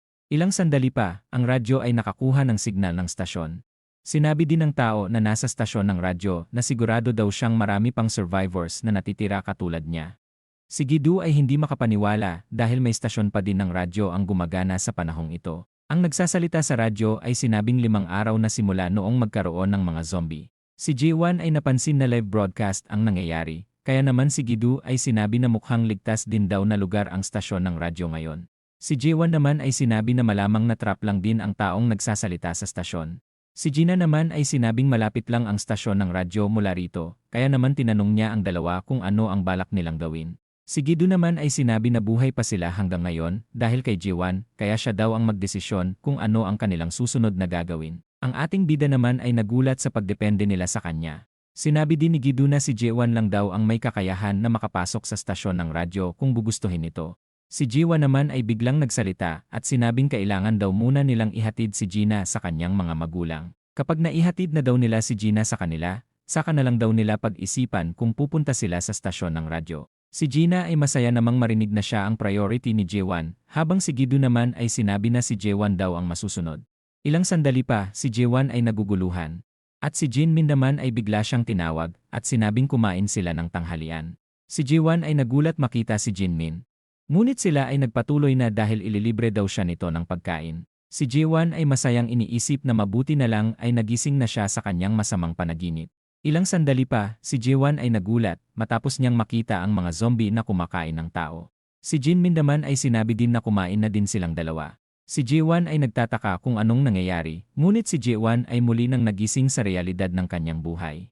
Dahil sa kanyang kaba siya ay nakarandam ng pagod matapos ang nangyaring panaginip. Si Jiwan ay muli na namang kinakabahan at iniisip na hindi siya magiging zombie. Kinabukasan sa ibang lugar, ang tatay ni Gina ay sinabing pang-6 na araw na simula noong nagka-zombie. Ang nanay naman ni Gina ay sinabing wala na silang natitirang pagkain, ngunit dahil may tubig pa silang natitira makakatagal pa daw sila ng mga ilang araw pa. Ang nanay ni Gina ay inaalala kung ayos lang daw siguro ang kanilang anak. Ang tatay niya naman ay sinabi na malamang ayos lang siya. Dahil sinagip naman daw ito noon ng mabuting tao noong huli nila itong nakausap kagabi. Ang nanay ni Gina ay umiiyak dahil gusto niya pa daw makita ang kanilang anak. Ang tatay niya naman ay sinabi din na mabuti na lang nagawa pa nilang makapagpaalam kahapon sa kanilang anak. Ang tatay ni Gina ay biglang bumangon dahil narinig ng dalawa ang tunog ng 500cc na motor na palapit sa kanila. Ang tatay ni Gina ay hindi makapaniwala sa kanyang nakita dahil ang ating bida ay huminto sa harap ng kanilang bahay. Habang nakahinto ang ating bida, ang tatay naman ni Gina ay pinapanood siya mula sa itaas at iniisip na mukhang baliw na daw si Jiwan dahil sa paghinto sa gitna ng napakaraming zombie. Si Jiwan ay tinignan ang mapa na ibinigay ni Gina at iniisip na mukhang nasa tamang lugar na siya. Iniisip niya din na napakatahimik ng lugar at malamang dahil daw ito sa napakaraming zombie sa paligid. Ang ating bida ay iniisip na ubusin muna ang zombie sa paligid bago hanapin ang magulang ni Gina. Si Jiwan ay nag-umpisa ng kalabanin ang mga zombie na ikinagulat naman ng mga magulang ni Gina. Si Jiwan ay patuloy na inuubos ang mga zombie sa paligid, habang ang tatay naman ni Gina ay hindi makapaniwala sa kanyang nakikitang ginagawa ng ating bida. Si Jiwan ay naubos na ang mga zombie sa paligid, Napansin niya din na makitid ang daan sa lugar na ito, kaya naman hindi daw kakayanin ng sasakyan ni Gidu ang makapasok dito. Si Jiwan ay binabalak na akyatin ang bahay nila Gina para makita ang sitwasyon, para mabalaan niya na din daw si Gina sa kanyang makikita mamaya. Ang magulang ni Gina ay pinagmamasdan pa din ang ating bida. Napansin nila na umaakyat si Jiwan papasok sa kanilang tahanan, kaya naman ang dalawa ay nataranta at hindi alam ang gagawin. Ang dalawa ay nagulat matapos marinig ang dingdong ng kanilang bahay. Si Jiwan naman ay tinawag ang mga magulang ni Gina at sinabing pumunta siya dito para sa request ni Gina. Ilang sandali pa, ang magulang ni Gina ay agad sinalubong si Jiwan. Ang ating bida naman ay biglang masayang nagulat dahil sa biglaang pagsalubong ng magulang ni Gina sa kanya. Ilang sandali pa, si Gina at ang kanyang mga magulang ay nagkita na. Ang pamilya ay masaya matapos nilang makita ang isa't isa. Pati si Jiwan ay masayang makita na buo na ang pamilya ni Gina. Si Gidu ay sinabi na alam niyang masaya sila, ngunit gawin na lang daw nila ito sa loob ng bahay. Ang tatay naman ni Gina ay biglang hinawakan ang kamay ni Gidu at nagpasalamat sa kanya. Sinabi naman ni Gidu na si Jiwan dapat ang pasalamatan nila, ngunit si Jiwan ay pahambol na naman at sinabing kaunti lang ang kanyang naitulong. Ilang sandali pa, si Gina ay nagpapasalamat kay Jiwan dahil napakaswerte daw niyang makilala si Jiwan dahil sa kanya nakauwi daw agad siya sa kanyang mga magulang sa loob lamang ng maikling oras noong nagkita silang dalawa kagabi. Ang tatay naman ni Gina ay sinabing sumuko na sila na magkikita ulit sila, ngunit hindi niya daw akalain na magkikita ulit sila ngayon. Ang tatay ni Gina ay muling nagpasalamat sa dalawa, ngunit si Gidu ay sinabi naman na si Jiwan at Gina daw ang nagligtas sa kanya. Si Jiwan ay tinanong kung paano nakasurvive ang mag-asawa ng 6 na araw ng walang pagkain. Ang tatay naman ni Gina ay sinabi na may ekstrang tubig pa sila, kaya naman ito daw ang naging solusyon nila para makasurvive hanggang ngayon. Ang nanay naman ni Gina ay sinabi na hinihintay na lang nila ang kanilang kamatayan, ngunit hindi daw nila akalain na darating sila Jiwan. Si Jiwan ay tinanong kung nakita din daw ba ni Gidu ang supermarket na nadaanan nila kanina. Ang ating bida ay napansin na nakasarado at mukhang hindi pa daw nagagalaw ang supermarket na kanilang nadaanan, kaya naman sinabi ni Jiwan na kukuha daw sila ng mga pagkain sa supermarket upang maging stock na pagkain daw ng pamilya ni Gina. Ang tatay ni Gina ay sinabing delikado na sa labas dahil sa dami ng mga zombie. Si Jiwan naman ay sinabi din na mas delikado kung mamamatay sila sa gutom dahil ilang araw na daw silang hindi kumakain. Si Gidu ay pumayag sa plano ni Jiwan. Kaya naman ang tatay ni Gina ay sinabi din na gusto niyang sumama sa dalawa upang makatulong, ngunit sinabi niya namang hindi na kailangan pang sumama nito. Sinabi niya din na mukhang hindi pa daw nito nababawi ang lakas ng tatay ni Gina, kaya naman manatili na lang daw ito dito. Ang tatay ni Gina ay naluluha at biglang muling nagpasalamat sa tulong na ginagawa nila Jiwan. Ilang sandali pa, si Jiwan ay paalis na, ngunit si Gidu naman ay sinabing sasama siya. Sinabi niya din na mas mapapabilis ang pagkuha nila ng mga supplies kung sasama siya. Sinabi niya din na hindi siya papayag na umaasa na lang palagi siya kay Jiwan na nagustuhan namang marinig ni Jiwan. Ang dalawa ay paalis na, habang ang tatlo naman ay sinabing mag-ingat sila sa kanilang pupuntahan. Ang dalawa ay tuluyan ng umalis. Habang nagtataka ang magulang ni Gina kung babalik pa nga daw ba ang dalawa, sinabi naman ni Gina na may tiwala siyang babalik pa silang dalawa. Ilang sandali pa, sila ay nasa supermarket na. Matapos buksan ang lock, ang dalawa naman ay nagawa ng makapasok sa loob. Napansin din nila na nandito lahat ng kanilang kailangan. Napansin din nila na hindi pa daw napupuntahan ito ng ibang tao para kuhanan ng mga supplies. Dahil sa dami ng supplies na nandito, aabutin daw ng taon bago nila maubos ang supplies dito. Ang eksena ay nalipat sa stasyon ng radyo. Ang DJ ay may kausap, at sinusulat naman nito ang mga impormasyon na ibinibigay sa kanya ng tumatawag. Ilang sandali pa, tapos na ang usapan ng dalawa. Ang DJ ay iniisip na may mga tumatawag sa kanya at nagbibigay ng parehong impormasyon sa nag-iisang tao, at ito ay tungkol lahat kay Motorcycle Man. Ang dalawa ay patuloy na kumukuha ng mga supplies. Si Gidu ay napansin na meron na sila lahat ng kanilang kailangan. Sinabi niya din na tatagal na daw ang supplies na ito para sa 6 na buwan.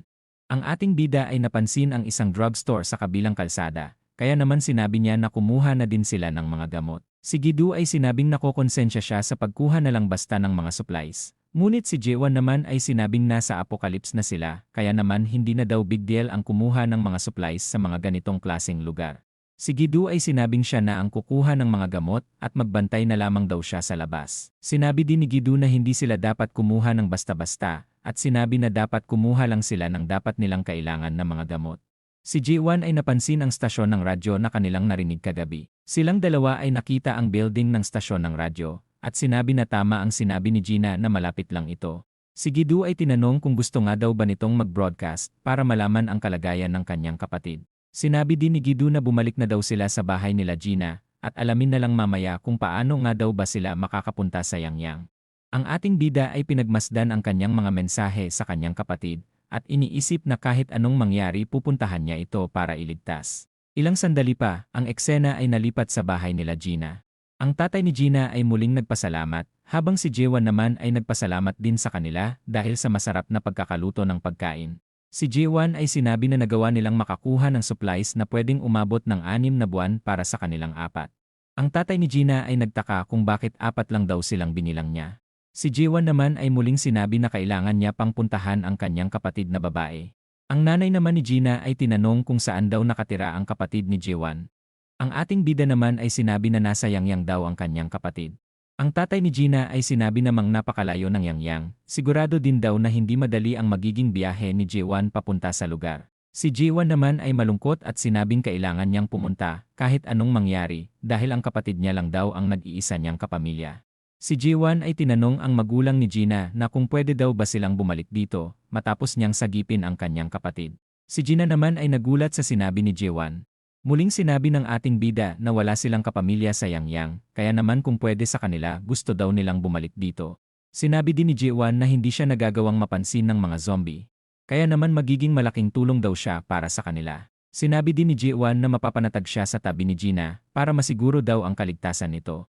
Si Jewan ay sinabi din na sigurado daw siyang maililigtas niya ang kanyang kapatid, kaya naman babalik daw sila agad kapag nangyari ito. Si Gina naman ay pasimpleng kinikilig sa gilid. Ang tatay ni Jewan ay sinabi din na pumapayag siyang manatili dito si Jewan kapag nagawa na nitong mailigtas ang kanyang kapatid. Sinabi din ng tatay ni Gina na hindi pa siya tuluyang pumapayag na magpakasal ang dalawa dahil hindi pa daw siya handa na magkaapo. Si Gina naman ay biglang nataranta sa pinagsasabi ng kanyang tatay. Ilang sandali pa, sumapit na ang gabi at ang tanging ilaw lamang nila ay kandila. Sinabi din ni Gidu na nakalimutan niyang wala nga daw palang kuryente, kaya naman dapat kumuha daw pala siya ng maraming kandila. Tinanong ni Jewan kung nakatulog na nga daw ba ang magulang ni Gina na kanya namang sinang-ayunan dahil masyado daw napagod ang mga ito kanina. Si Gidu ay may isinusulat kaya naman nagtaka si Jewan kung ano nga daw ba ang isinusulat ni Gidu. Sinabi naman ni Gidu na kinakalkula niya kung gaano karaming pagkain nga daw ba ang kanilang dadalhin para makarating sa Yangyang. Si Jewan ay nanlaki ang mata habang si Gidu naman ay sinabing sasama siya papunta sa Yangyang na ikinagulat naman ni Jewan at sinabing delikado ang kanyang pupuntahan. Sinabi naman ni Gidu na alam niyang delikado ang gagawin nilang paglalakbay, ngunit gusto niya daw mas malaman pa ang kwento ni Jewan, kaya naman didikit daw siya sa ating bida. Sinabi niya din na kahit anong mangyari si Jewan daw ang kanyang pinakamalaking scoop na hindi niya papakawalan. Sinabi niya din na huwag mag-alala si Jewan dahil hindi daw siya magiging pabigat sa ating bida. Sinabi din ni Goody na magaling ang kanyang navigation skill bilang isang journalist. Kaya naman si Jewan ay pumayag na din na sumama si Gidu sa kanya. Si Gina ay may kinukuha at sinabing kailangan nila ang bagay na ito. Sinabi ni Gina na magiging malaking tulong sa kanila ang radyo dahil sa gumagana pa naman daw ang broadcasting ng isang stasyon. Sinabi ni Gina na malalaman nila sa radyo na ito kung ano na ang nangyayari sa iba pang lugar. Si Gidu ay sinabi din naman na may hinala siyang hindi na maganda ang lagay ng stasyon ng radyo ngayon. Si J1 ay nagulat matapos mag-umpisa ng stasyon ng radyo. Sinabi din ng DJ na may balita siya para sa lahat.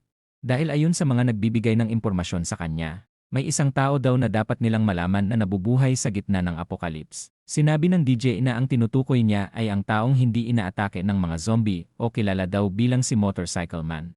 Si Gidu ay nagugulat at sinabi kay J1 na parang siya ang binabanggit ng DJ. Sinabi din mula sa radyo na mukhang si Motorcycle Man na daw ang sagot sa krisis na kanilang kinakaharap. Ayon kay Jinchul, madami na daw ang nagbibigay sa kanya tungkol sa description ni Motorcycle Man, kaya naman ngayong araw na pagdesisyonan niya daw na sabihin na ito sa kanyang mga tagapakinig. Sinabi din ni Jinchul na sinabi niya ang impormasyon na ito para paalalahanan ang mga nakikinig sa kanya na huwag silang mawala ng pag-asa dahil hindi magtatagal darating din daw ang kanilang tagapagligtas. Ilang sandali pa, si Jinchul ay nagpaalam na muna sa kanyang mga tagapakinig at nagplay ng kanta. Si Jinchul ay napabuntong hininga at tinanong ang sarili dahil sinasabi niya daw sa mga nakikinig na huwag silang mawala ng pag-asa, ngunit siya mismo ay hindi magawa ito dahil hindi niya daw alam kung makakatagal pa nga daw ba siya para makasurvive ng ilang araw. Si Gidu ay naalala ang sinabing pangalan ng DJ sa radyo at mukhang kilala niya daw ito. Kinukuha din ni Gidu ang kanyang cellphone, hindi nagtagal nakita niya ang cellphone number ni Jinchul. Si Gidu ay sinabi na mukhang pinapatakbo daw mag-isa ni Jinchul ang stasyon ng radyo. Si Jiwan ay tinanong kung sigurado nga daw ba si Gidu na tumatanggap sila ng guest sa kanilang stasyon, na sinang-ayunan naman ni Gidu. Si Jiwan ay sinabi na gusto niyang malaman ng lahat na siya si Motorcycle Man. Ang dalawa ay nagulat at tinanong ni Gidu kung bakit niya ito gagawin. Sinabi ni Jiwan na hindi niya alam kung saan nanggaling ang kanyang kakayahan, kaya naman gusto niya daw sabihan ang mga tao sa kanyang sitwasyon. Si Gidu ay sinabi naman na delikado ang gagawin ni Jiwan na pagpapakilala sa karamihan, dahil maaari daw na may gawing masama ang mga tao sa kanya matapos niyang makilala ng lahat. Si Jiwan ay sinabi naman wala ng silbi ang pagtatago sa ibang tao, dahil ang kailangan lang naman daw nila ay mag-ingat sa lahat. Si Gidu ay napakamot-ulo na lamang, at sinabing gagawin nila ang gusto ni Jiwan. Si Gidu ay sinabing tatawagan niya si Jinchul. Dahil kilala niya na daw ito, maaaring maniwala daw ito sa kanyang mga sasabihin. Ilang sandali pa, si Jinchul ay sinagot na ang tawag at agad namang nakilala ang cellphone number ni Gidu. Ang dalawa ay nagkamustahan sa magkabilaang linya. Si Gidu ay sinabi din na tumawag siya dahil may impormasyon siyang sasabihin kay Jinchul. Si Gidu ay sinabi na ang motorcycle man daw na tinutukoy nila ay ang kanyang kasamahan. Si Jinchul naman ay napatayo sa kanyang upuan matapos marinig ang balita at tinanong kung sigurado nga daw ba si Gidu. Si Jinchul ay nagplay muna ng mga kanta dahil may tumawag daw sa kanya na magbibigay ng impormasyon. Ilang sandali pa, muling tinanong ni Jinchul kung sigurado nga daw ba si Gidu sa kanyang sinabi. Si Jinchul ay nagulat matapos mangako si Gidu na totoo ang kanyang sinasabi. Si Jinchul ay naalala kung anong klaseng journalist si Gidu noong wala pang mga zombie. Si Jinchul ay tinanong kung kasama niya nga daw ba ang tinutukoy niya ngayon. Ang dalawa ay nagkatinginan. Ilang sandali pa nagulat na naman si Jinchul matapos magpakilala ni Jiwan sa kabilang linya bilang si Motorcycle Man. Si Jinchul ay sinabi na ang mga tagapakinig niya na malaki ang tiwala na totoo si Motorcycle Man, kaya naman para sa kanilang kaliwanagan muling tinanong ni Jinchul kung hindi nga daw ba talaga kinakagat ng mga zombie si Jiwan. Matapos mapalunok ni Jiwan, sinabi niya naman sa kabilang linya na totoo ang chismis tungkol sa kanya. Hindi niya daw ang alam ang dahilan ngunit hindi daw talaga siya kinakagat ng mga zombie. Mula sa kabilang linya, sinasabi ni Jiwan na hindi siya pinapansin ng mga zombie. Sinabi din ni Jiwan na hindi siya tulad ng iniisip nila na magiging pag-asa ng lahat. Dahil nag-iisang tao lamang daw siya na may limitasyon din sa mga pwede niyang tulungan na tao. Si Jinchul ay naiintindihan daw ang sinabi ni Jiwan. Muli niya din sinabi sa kabilang linya na medyo naniniwala siya sa kwento nila. Ngunit tinanong niya din kung paano nga daw ba nila mapapatunayan na totoo ang sinasabi nila. Ang ating bida naman ay sinabi na malamang maraming zombie sa building ng kanilang stasyon ng radyo ngayon, kaya naman bukas balak daw pumunta ni Jiwan sa stasyon para ubusin ang mga pangit sa kanyang lugar. Muling tinanong ni Jinchul kung sigurado nga daw ba si Jiwan na kanya namang sinang-ayunan. Si Jinchul naman ay sinabi kung saan siya matatagpuan ni Jiwan. Pinayuhan niya na din si Jiwan dahil puno daw talaga ng mga zombie sa kanilang stasyon ng radyo. Si Jiwan naman ay muling sinabi na magkita na lang sila bukas. Si Jinchul naman ay napangiti at sinabing hihintayin niya si Jiwan bukas. Sinabihan niya din si Gidu na hindi niya inaasahan na makakausap niya siya sa ganitong sitwasyon, kaya naman mag-ingat daw ito at magkita na lang sila bukas. Pati si Gidu ay sinabihang mag-ingat ito. Si Jinchul ay sinabihan ng good luck ang dalawa at doon na natapos ang mahabang usapan. Matapos marinig ang mga impormasyon na kanyang natanggap, hindi pa din siya makapaniwala na totoo ang mga sinabi nila. Napaisip din siya na malamang totoo ang mga sinabi nila sa kanya. Magiging simbolo din daw ng pag-asa si Jiwan para sa lahat kung sakaling malaman niyang totoo ang mga sinabi nito. Kinabukasan, si Jiwan ay lumabas na at nakitang walang zombie papunta sa sasakyan. Si Gidu naman ay sinabing handa na siyang umalis. Ang nanay naman ni Gina ay nagpahabol ng pagkain at sinabing baonin nila ito sa kanilang biyahe. Si Jiwan naman ay natuwa matapos malaman na rice balls ang laman ng baonan dahil paborito niya daw ito. Ang nani ni Gina ay muling sinabi na mag-ingat sila. Si Gina naman ay tinawag si Jiwan ngunit wala itong masabi.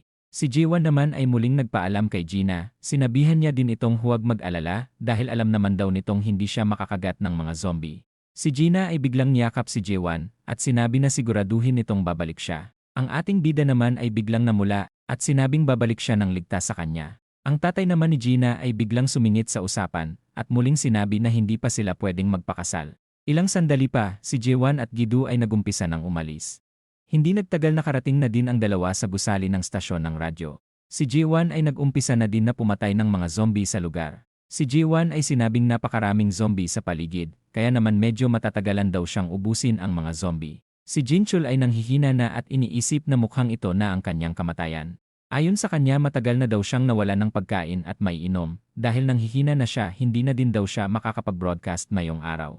Sa kanyang panghihina iniisip niya naman na sana malaman niya na kung totoo nga daw ba talaga si Motorcycle Man. Siya ay nakatanggap ng tawag na nanggaling kay Gidu. Matapos sagutin ang tawag, si Gidu naman ay humingi ng tawad dahil medyo na late daw sila. Si Jinchul ay sinabi namang hindi sila late, napagtanto niya din na pumunta nga daw talaga silang dalawa. Kaya naman agad niyang tinanong kung nasaan daw silang dalawa ngayon. Sinabi ni Gidu na nasa labas sila ng gusali ng stasyon ng radyo. Si Gidu ay sinabi na pwede silang mag-video call. Si Jinchul ay nagulat sa kanyang nakikita dahil si Jaewon ay pinapatay ang mga zombie ng walang hirap. Habang pinapakita ni Gidu ang ginagawa ni Jaewon, sinabi niya namang kapag siya ang lumabas sa sasakyan siguradong patay na daw siya, ngunit si Jaewon daw ay kakaiba. Si Jinchul ay patuloy na gugulat sa kabilang linya, at sinabing totoo nga daw talaga ang balita na hindi pinapansin ng mga zombie si Jaewon. Matapos ubusin ang mga zombie sa paligid, si Jaewon naman ay hiningal. Sinabihan niya din si Gidu na pwede na siyang lumabas. Napansin ni Gidu ang napakaraming zombie na pinatay ni Jaewon, kaya naman muli niya itong pinuri sa kanyang nagawa. Si Jaewon ay kinuha ang panangga na nakita niya sa isang zombie na pinatay niya, at binigay ito kay Gidu na kanya namang nagustuhan. Ang dalawa ay napansin na may mga zombie pa sa loob, kaya naman dumikit lang daw si Gidu sa ating bida upang maprotektahan niya daw ito. Si Gidu ay sinabi na kabisado niya ang loob kaya naman siya na daw ang bahala sa kanilang direksyon na pupuntahan.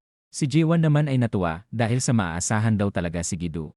Ang dalawa ay nakarating sa hagdanan ng gusali at paunti-unti umaakyat papunta sa kinaroroonan ni Jinchul. Napansin ni Gidu na medyo tahimik na daw sa palapag na ito, kaya naman mukhang nakatakbo daw palabas ang karamihan sa mga empleyado bago magkaroon ng mga zombie. Si Jaewon ay tinanong ang tungkol kay Jinchul dahil bakit pa daw kaya ito nagbo-broadcast sa gitna ng apocalypse. Sinabi naman ni Gidu na malamang ginawa ito ni Jinchul dahil pakiramdam daw siguro nito ay ito ang kanyang responsibilidad. Sinabi naman ni Jaewon na nakakamangha silang dalawa ni Jinchul dahil sa gitna ng apocalypse ginagawa pa din daw nila ang kanilang trabaho para maresolba ang krisis na ito. Pinanghinaan din si Jaewon matapos maisip na isa lamang siyang imbalsamador. Nagtaka si Jaewon sa paghampas sa kanya ni Gidu, ngunit sinabihan naman siya ni Gidu na siguradong hahampasin din daw siya ni Gina kapag nandito siya. Sinabi niya din sa ating bida na siya ngayon ang may pinakakomportableng pamumuhay sa gitna ng apocalypse na ito. Pwede din daw nitong gawin kahit anong gusto niya at kung saan niya pwedeng pumunta nang hindi pinoproblema ang mga zombie. Pinaalala din ni Gidu na marami na siyang nasagip na buhay, kaya naman huwag daw itong panghinaan na parang tungaw. Sinabi din ni Gidu na si Jaewon daw ang pinaka-mabait na taong nakilala niya.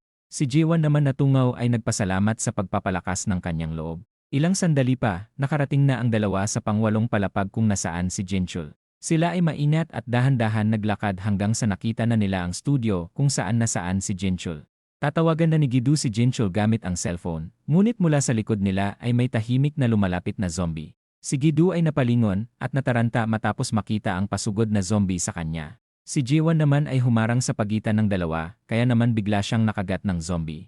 Naramdaman niya ang sakit ng kagat, habang si Gidu naman ay nag-alala sa nangyari kay Jaewon. Ang ating bida ay tinulak ang babaeng zombie at ito naman ay tumilapon sa sopa ng kabilang kwarto.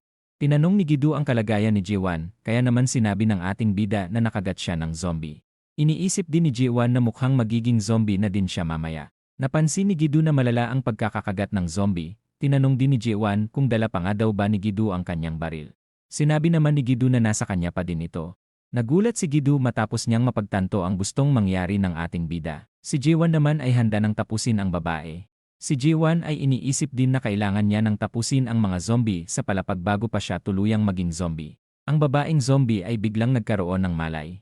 Si Jaewon ay handa nang tapusin ang babae, ngunit bigla itong sumigaw na ikinagulat naman ni Jaewon. Bigla ding nagsalita ang babae at nakiusap na huwag siyang sasaktan ni Jaewon. Ang babae ay nakiusap na iligtas siya ni Jaewon. Si Gidu naman ay nagulat dahil hindi daw pala zombie ang babae. Tinanong din ni Gidu ang babae kung bakit sumugod ang babae at bakit nito kinagat si Jaewon. Ang babae naman ay patuloy pa ding umiyak at hindi makapagsalita. Si Jaewon naman ay sinabing dalhin na muna nila sa loob ng studio ang babae na ikinagulat naman ni Gidu dahil kinagat daw siya ng babae. Muling sinabi ni Jaewon na hindi infected ang babae, kaya naman hindi nila pwedeng pabayaan na lang ito. Si Jaewon ay tinawag ang babae at sinabing mag-usap sila sa mas ligtas na lugar. Si Gidu naman ay may napansin sa braso ni Jaewon dahil nawala na daw ang pinsala ng kinagat ng babae kanina. Pati si Jaewon ay nagulat sa pagkawala ng kanyang sugat. Mula sa loob ng studio si Jinchul naman ay sinabing may narinig siyang kung ano sa labas. Si Gidu ay tumawag, agad ding sinagot ni Jinchul ang tawag at tinanong ang kalagayan nila Gidu. Si Gidu naman ay sinabing nasa labas na sila ng entrance ng studio, kaya naman mula sa kabilang linya ay sinabi ni Jinchul na papunta na siya para buksan na ang pintuan. Ilang sandali pa, silang lahat ay nasa loob na ng studio. Si Jinchul at ang babae naman ay nagsimula na ding kumain. Si Gidu ay sinabihan namang napakatibay ni Jinchul para mag-broadcast ng 6 na araw nang meron lamang kaunting pagkain. Si Jiwon naman ay sinabing kumain lang sila ng marami dahil marami daw silang dalang pagkain. Si Jinchul ay tapos na agad kumain at sinabing natanggal na ang kanyang gutom. Pati ang babae ay natapos na din kumain at nagpasalamat sa kanila. Si Gidu ay tinanong kung anong koneksyon daw ni Sujin sa stasyon ng radyo. Sinabi naman ni Sujin na hindi siya nagtatrabaho dito dahil sa department store daw siya nagtatrabaho. Pumunta lang daw siya dito noon para ipa-broadcast ang kanilang sponsorship, ngunit hindi niya daw akalain na magkakagulo noong araw na yon. Si Sujin ay tumakbo dahil sa mga nakita niya daw na mga nagkakagulong tao, ngunit siya ay natigilan matapos makita ang mga kakaibang itsura ng tao. Siya ay napasigaw na lamang noon at tanging yun lang daw ang kanyang naaalala noong araw na yon. Ang buong kwarto ay natahimik. Ngunit si Jinchul naman ay tinanong din kung ano daw ang una niyang naalala matapos niyang magkaroon ng malay kanina. Sinabi ni Sujin na may narinig siyang dalawang lalaki na nag-uusap, hindi malinaw ang pagkakarinig niya, ngunit noong tumatagal mas luminaw ang kanyang pag-iisip. Ang babae ay sinabi din na may natikman siya na lasa ng dugo sa kanyang bibig. Sinabi ni Gidu na magpahinga na muna ang babae at mamaya na lang ulit sila mag-usap. Ilang sandali pa, ang babae ay natutulog na. Si Jinchul ay tinanong kung zombie nga daw ba talaga ang babae kanina, na sinang-ayunan naman ni Gidu dahil sumugod pa daw ito kanina sa kanya. Nalaman din ni Jinchul na si Jaewon ang nakagat sa braso kanina dahil sa ginawa nitong pagharang sa pagitan ng dalawa. Nagulat din daw silang dalawa matapos nilang makita na nawala na ang sugat sa braso ni Jaewon. Sinabi ni Gidu na mahirap paniwalaan ang kanilang sinasabi, ngunit si Jinchul naman ay agad sinabi na naniniwala siya sa kanila. Dahil nasa kanyang harap na ang taong hindi inaatake ng zombie, kahit ano na daw ngayon ay maniniwala siya sa mga sasabihin nila. Si Jinchul ay gumawa ng theory na ang virus ay airborne na kapag nalanghap nila ay mahahawa sila. Nagtaka naman si Gidu kung bakit hindi pa sila naging zombie kung airborne ang virus. Si Jinchul ay muling sinabi na malamang immune sila sa airborne na virus, ngunit hindi sila immune kapag nakagat na sila ng zombie. Sinabi din ni Jinchul na mukhang si Jaewon ay immune sa airborne at sa pagkagat sa kanya ng mga zombie. Sinabi din ni Jinchul na nagawang maibalik ng dugo ni Jaewon ang babaeng zombie kanina, kaya naman mukhang ang dugo daw mismo ni Jaewon ang vaccine sa krisis na kanilang kinakaharap. Si Jaewon ay nagtaka sa sinabi ni Jinchul na siya ang vaccine, ngunit si Jinchul ay sinabi naman na isang theory lang ang kanyang mga sinabi. Pati si Gidu ay sumasakit ang ulo sa mga sinabi ni Jinchul. Si Gidu ay tinanong kung may posibilidad daw ba na mapagaling ang isang virus sa loob lamang ng maikling oras. Sinabi ni Jinchul na imposibleng mangyari yon. Ngunit mula sa kanilang sitwasyon, marami daw ang mga imposibleng bagay na pwedeng mangyari. Muling sinabi ni Jinchul na may kakayahang makapagpagaling ng zombie ang dugo ni Jaewon, malamang si Jaewon din daw ang maging susi para matapos na ang apocalypse na ito. Si Jaewon naman ay biglang napagtanto na ang mga pinatay niyang mga zombie ay may pag-asa pa daw palang maibalik niya sa dati nilang katauhan. Sinabi din ni Jaewon na napakarami niya ng pinatay na mga zombie na akala niya noon na wala ng pag-asang maibalik sa dati nilang katauhan. Muling nataranta si Jaewon dahil mga inosenteng tao daw pala ang mga pinapatay niya. Si Gidu naman ay muling nagsalita at sinabi na napakarami ng nailigtas ni Jaewon na buhay. Sinabi din ni Gidu na wala silang pagpipilian noon kundi patayin ang mga zombie, kaya naman wala daw ginawang masama si Jaewon dahil kailangan lang daw talaga nilang makasurvive sa mga panahon na pumapatay sila ng mga zombie. Si Jinchul ay nagsalita naman at sinabi na kung bakit hindi daw magpakilala si Jaewon sa kanyang broadcast. Ilang sandali pa, si Jaewon ay tinawagan si Gina at sinabing magsasalita siya sa broadcast mamaya. Sinabi din ni Jaewon na mukhang magandang idea daw ang gagawin nila. Nag-aalala din daw si Jaewon dahil baka hindi daw siya tulad ng sinasabi ni Jinchul na magiging pag-asa ng lahat. Si Gina naman ay muling pinaalala kung gaano kagaling si Jaewon dahil siya lang daw ang may abilidad na hindi pwedeng mapansin ng mga zombie. Sinabi din ni Gina na malamang nakikinig ang kanyang kapatid sa broadcast, kaya naman magandang idea daw mag-broadcast sila mamaya kasama siya. Si Gina ay nagpaalam na dahil kailangan daw nitong magtipid ng battery ng cellphone. Ilang sandali pa, natapos na ang usapan nilang dalawa, at si Jaewon naman na mukhang first time magkaroon ng relasyon ay kinikilig. Si Sujin ay tinanong kung girlfriend niya daw ba ni Jaewon ang tumawag, si Jaewon naman ay biglang nautal at itinanggi ang kanilang relasyon. Si Gidu naman ay sinabi din na pati ang tatay ni Gina ay alam na ang relasyon nilang dalawa, kaya naman wala na daw itong maluloko. Si Jinchul ay pumasok sa kwarto at sinabing maghanda na si Jaewon para sa broadcast. Si Jaewon ay nag-aalala na baka may masabi siyang hindi maganda sa broadcast. Muling ipinaalala naman ni Jinchul na nasa gitna sila ng apocalypse, kaya naman hindi na daw importante kung magkamali o mautal man daw si Jaewon sa kanyang mga sasabihin. Sinabi din ni Jinchul na kailangan lang daw ni Jaewon na ipaalam sa lahat na totoo ang motorcycle man para bigyan daw ang mga tao ng pag-asa. Ilang sandali pa, nag-umpisa na ang broadcast, at sinabi na din ni Jinchul ang kanyang intro. Ilang sandali pa, pinakilala niya na din ang kanyang special guest na si motorcycle man na si Kang Jaewon. Si Jaewon naman ay kabado at biglang napatayo habang nagpapakilala. Habang nagpapakilala si Jaewon, ang dalawa naman ay natatawa dahil sa mga reaksyon na ginagawa ni Jaewon. Ilang sandali pa, si Jinchul ay umabot na sa puntong tinanong niya kung totoo nga daw ba ang balita na hindi pinapansin ng mga zombie si Jaewon. Mula sa iba't ibang lugar ay may nakikinig sa broadcast. Sinabi din ni Jaewon na totoo ang mga chismis na kumakalat tungkol sa kanya. Si Jinchul ay sinabi sa kanyang mga tagapakinig na mahirap paniwalaan ang mga sinabi ni Jaewon dahil pati siya ay nagduda daw noong una. Ngunit noong makita niya ang mga nagagawa ni Jaewon ng personal, naniwala na din daw siya sa ating bida. Si Jinchul ay napag-alaman din daw na papunta sa East si Jaewon, kaya naman tinanong niya kung saan nga daw ba gustong pumunta ni Jaewon. Sinabi naman ng ating bida na papunta siya sa Yangyang dahil nandun daw ang kanyang kapatid. Habang sinasabi ni Jinchul na mahabang biyahe ang papunta sa Yangyang, nagring naman ang kanyang cellphone. Sinabi ni Jinchul na nakatanggap siya ng mensahe na nanggaling sa Sokcho. Si Jaewon naman ay natuwa dahil malapit lang daw ang Sokcho sa Yangyang. Si Jinchul ay nanlaki ang mata, kaya naman tinanong ni Jaewon kung anong problema sa mensahe. Si Jinchul ay napag-alaman na taga Yangyang ang nagbigay ng mensahe sa kanya, at sinabi na wala na daw natitirang military forces sa Yangyang dahil naubos na daw ang ito sa mga zombie. Si Jaewon ay nagulat sa kanyang nakita dahil hindi niya inaasahan ang napakatinding traffic sa main road. Pati si Gidu ay sinabing hindi sila makakalusot sa napakatinding traffic sa daan. Dahil sa matinding traffic sa main road, sinabi ni Gidu na kailangan nilang maghanap ng panibagong daan. Matapos makita ang mapa, sinabi nilang susubukan nilang dumaan sa Route 86. Si Gidu ay tinawag na ang ating bida at sinabing susubukan nilang dumaan sa ibang kalsada. Matapos makita ang isang pamilya na piniling mamatay ng magkayakap, si Jaewon naman ay halos maiyak. Ilang sandali pa, sila ay nasa ibang kalsada na, ngunit sa dami ng zombie sa daan, kinailangan na tapusin na muna ito ni Jaewon at Gidu.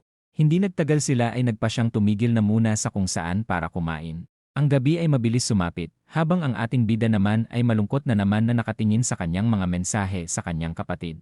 Kinabukasan, ang grupo ay hindi pa din makahanap ng tamang daan para makapagpatuloy papunta sa Yangyang. Habang nag-uusap ang dalawa, si Sujin naman ay bumaba ng kotse at sinabing iihilang siya sandali. Si Gidu ay sinabing delikado ang ginagawa ni Sujin na paglayo, ngunit si Jaewon naman ay sinabing hindi normal ang bantayan nila ang isang babae habang may ginagawa itong pribado. Dahil sa malayo na sa syudad ang lugar na kinaroroonan nila, ang dalawa naman umaasa na ligtas naman daw siguro sa lugar na ito. Dahil sa hirap ng kanilang nagiging biyahe, malamang pagod na daw ang isang normal na babae na katulad ni Sujin na agad namang naintindihan ni Jaewon.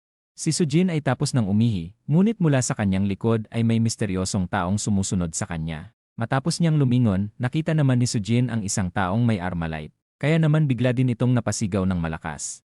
Ang dalawa ay agad narinig ang pagsigaw ni Sujin, kaya naman si Jaewon ay agad pumunta, habang sinasabing paandarin na agad ni Gidu ang kanyang sasakyan. Habang papunta si Jaewon sa ingay, siya naman ay biglang tinutukan ng baril na kanyang ikinagulat. Sinabi din ng misteryosong lalaki na ibaba ni Jaewon ang kanyang sandata. Habang kinakabahan, agad namang binitawan ni Jaewon ang kanyang legendary weapon. Tinanong ng misteryosong tao kung anong ginagawa nila dito sa lugar na ito. Napansin ni Jaewon na isang survivor ang misteryosong taong ito. Nagtataka din siya kung saan nga daw ba nito nakuha ang baril nito dahil hindi naman daw ito mukhang militar. Dahil sa tagal sumagot ng ating bida, muling tinanong ng pagalit ng misteryosong tao kung anong ginagawa ni Jaewon dito. Habang nanginginig sa takot si Sujin, sinabi naman ni Jaewon na kasamahan niya si Sujin. Agad din daw siyang pumunta sa lugar na ito matapos niyang marinig ang sigaw ni Sujin. Tinanong ng misteryosong tao na kung anong ginagawa nila dito, kaya naman muling sinabi ni Jaewon na naghahanap sila ng daan papunta sa Yangyang. Nandito din daw sila dahil sa tingin nila mas ligtas ang magpahinga sa lugar na ito. Ilang sandali pa, ang baril ng misteryosong tao ay hindi niya na itinutok sa ating bida, biglang humingi din ito ng tawad sa kanyang nagawa dahil napagkamalan niya daw silang mga zombie. Matapos magsorry nito kay Sujin, ang misteryosong tao naman ay handa nang tanggalin ang kanyang helmet. Ang lalaki ay nagpakilala bilang Jiang Tae, habang nagpapakilala din si Jaewon, iniisip niya naman na nakakatakot ang lalaki, ngunit pala kaibigan daw pala ito. Mula sa hindi kalayuan, tinanong ni Gidu na kung ayos nga lang daw ba sila Jaewon, na agad naman itong sinang-ayunan. Napansin ni Jiang Tae na may kasamahan pa sila sa hindi kalayuan, kaya naman tinanong niya kung ilan silang lahat, na agad namang sinabi ni Jaewon na 3 lang sila. Napansin ni Jiang Tae ang pagod na si Sujin, kaya naman tinanong niya ito kung gusto niya daw bang sumama para makapagpahinga. Si Jaewon ay nagugulat sa kanyang narinig, habang si Jiang Tae naman ay muling sinabi na mas ligtas kung sa lugar niya sila magpapahinga, dahil marami naman daw silang libre na mga kwarto sa kanyang lugar.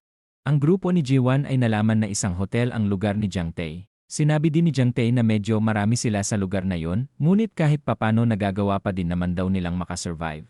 Matapos tanungin ni Sujin kung ilan silang nasa hotel, sinabi naman ni Jiang Tae na nasa 30 na katao ang nasa lugar. Si Gidu ay nagulat sa dami ng bilang nila, sigurado din daw na nagkukulang na sila sa pagkain ngayon. Sinabi ni Jiang Tae na tama si Gidu, pagkain din daw ang dahilan kung bakit siya nandito ngayon.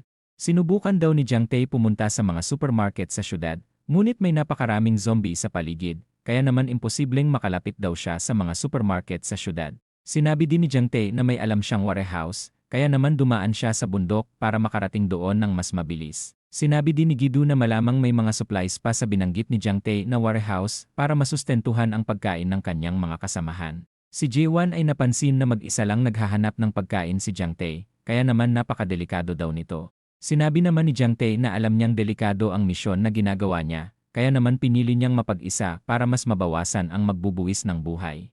Si Jaewon ay biglang nagulat sa kanyang narinig. Sinabi din ni Jaewon na napakadami ng kasamahan ni Jiang Tae, kaya naman mahihirapan daw ito magdala ng pagkain para sa 30 na katao.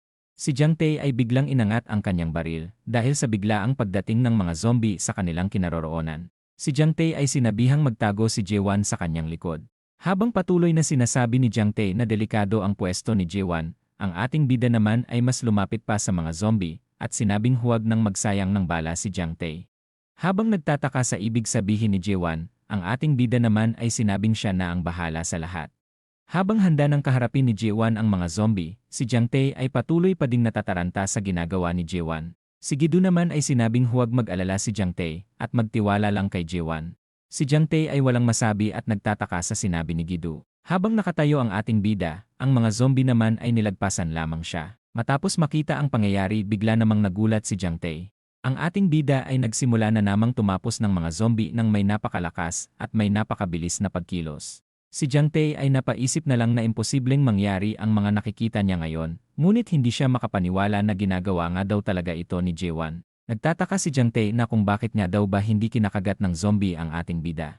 Si Gidu ay muling sinabi na mukhang hindi nakikinig sa radyo si Jiang Tae. Sinabi din ni Gidu na napakahirap paniwalaan, ngunit totoo daw talaga ang kanyang mga nakikita, dahil si Jaewon ay hindi daw talaga kinakagat ng mga zombie. Matapos ubusin ang mga zombie, muling sinabi ni Jaewon na imposibleng madala lahat ni Jiang Tae ang mga pagkain, kahit makahanap pa siya ng mga pagkain sa tinutukoy nitong warehouse. Ang ating bida ay nag-alok na sasamahan nila si Jiang Tae na maghakot ng mga pagkain. Ang eksena ay nalipat sa base nila Jiang Tae, kung saan may 2 armado ang nagbabantay. Ang mga nagbabantay ay nakita ang parating na mga sasakyan, kaya naman nagtataka sila kung bakit napaka-casual ng mga ito na dumidiretso papunta sa kanila.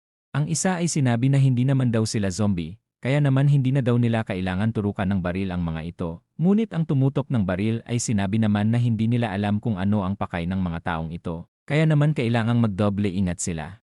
Matapos tumigil ng kotse, agad naman nagpakita si Jiang Tae at sinabing ibaba nila ang kanilang mga baril.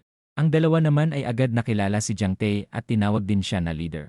Habang nagtataka ang mga bantay sa mga kasama ni Jiang Tae, sinabi niya namang tinulungan siya ng mga ito. Sinabi din ni Jiang Tae na nakahanap sila ng warehouse at nakakuha na din ng sapat na pagkain para maibsan ang kanilang kakulangan sa pagkain ng mga ilang araw. Si Jaewon ay sinabing hinakot nila ang kanilang makakaya, ngunit hindi pa daw ito sapat para sa kanila. Nagpasalamat si Jiang Tae sa kabaitan ni Jaewon at sinabing huwag na itong mag-alala dahil sila na lang daw ang babalik sa susunod ng kanyang mga kasama sa warehouse para maghakot ng mga supplies.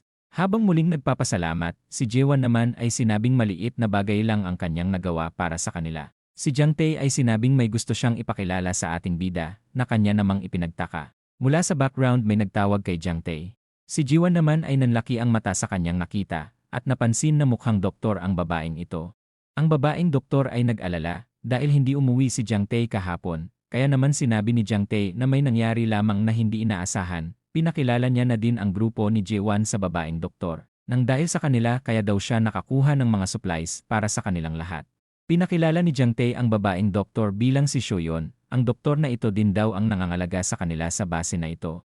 Ang doktor naman ay pahambol na sinabi na ginagawa niya lang ang kanyang trabaho, dahil si Jiang Tae daw talaga ang gumagawa ng maraming bagay para sa kanilang grupo. Napansin ni Jewan na mukhang pinagkakatiwalaan ng lahat si Jiang Tae, dahil mula sa kanyang pagkakarinig sa mga bantay leader daw nila si Jiang Tae sa lugar na ito. Namamangha din si Jewan dahil sa nagagawa ni Jiang Tae na protektahan ang 30 tao. Matapos tanungin ng doktor kung anong ginagawa nila Jewan sa lugar na ito, sinabi naman ng ating bida na napadaan lang sila, dahil ang totoo ay papunta daw sila sa Yangyang. Ang doktor naman ay nagulat, dahil sa napakalayo daw ng Yangyang, sigurado din daw na maraming magiging sagabal sa daan papunta sa kanilang pupuntahan.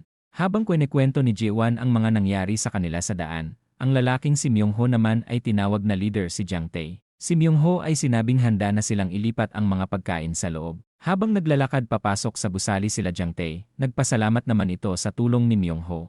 Habang sila ay nagluluto, ang ibang mga tao naman ay nagsimula na ding kumain. Ang mga residente sa lugar ay kumakain na sa kantin ng lugar. Napansin ni Jewan ang mga bata, kaya naman sinabi din ni Jiang Tae na may mga sanggol pa daw dito, kaya naman ang bilang ng mga bata ay nasa 9. Dahil isang hotel ang lugar na ito, nagkaroon pa daw sila noong una ng makakain, ngunit hindi ito nagtagal para sa kanilang lahat. Muling nagpasalamat si Jiang Tae sa kanya, napakaswerte niya din daw dahil sa nakilala niya si Jewan. Ngunit ang ating bida naman ay sinabi din naman na siya ang maswerte dahil sa pagpapatuloy nila sa kanila.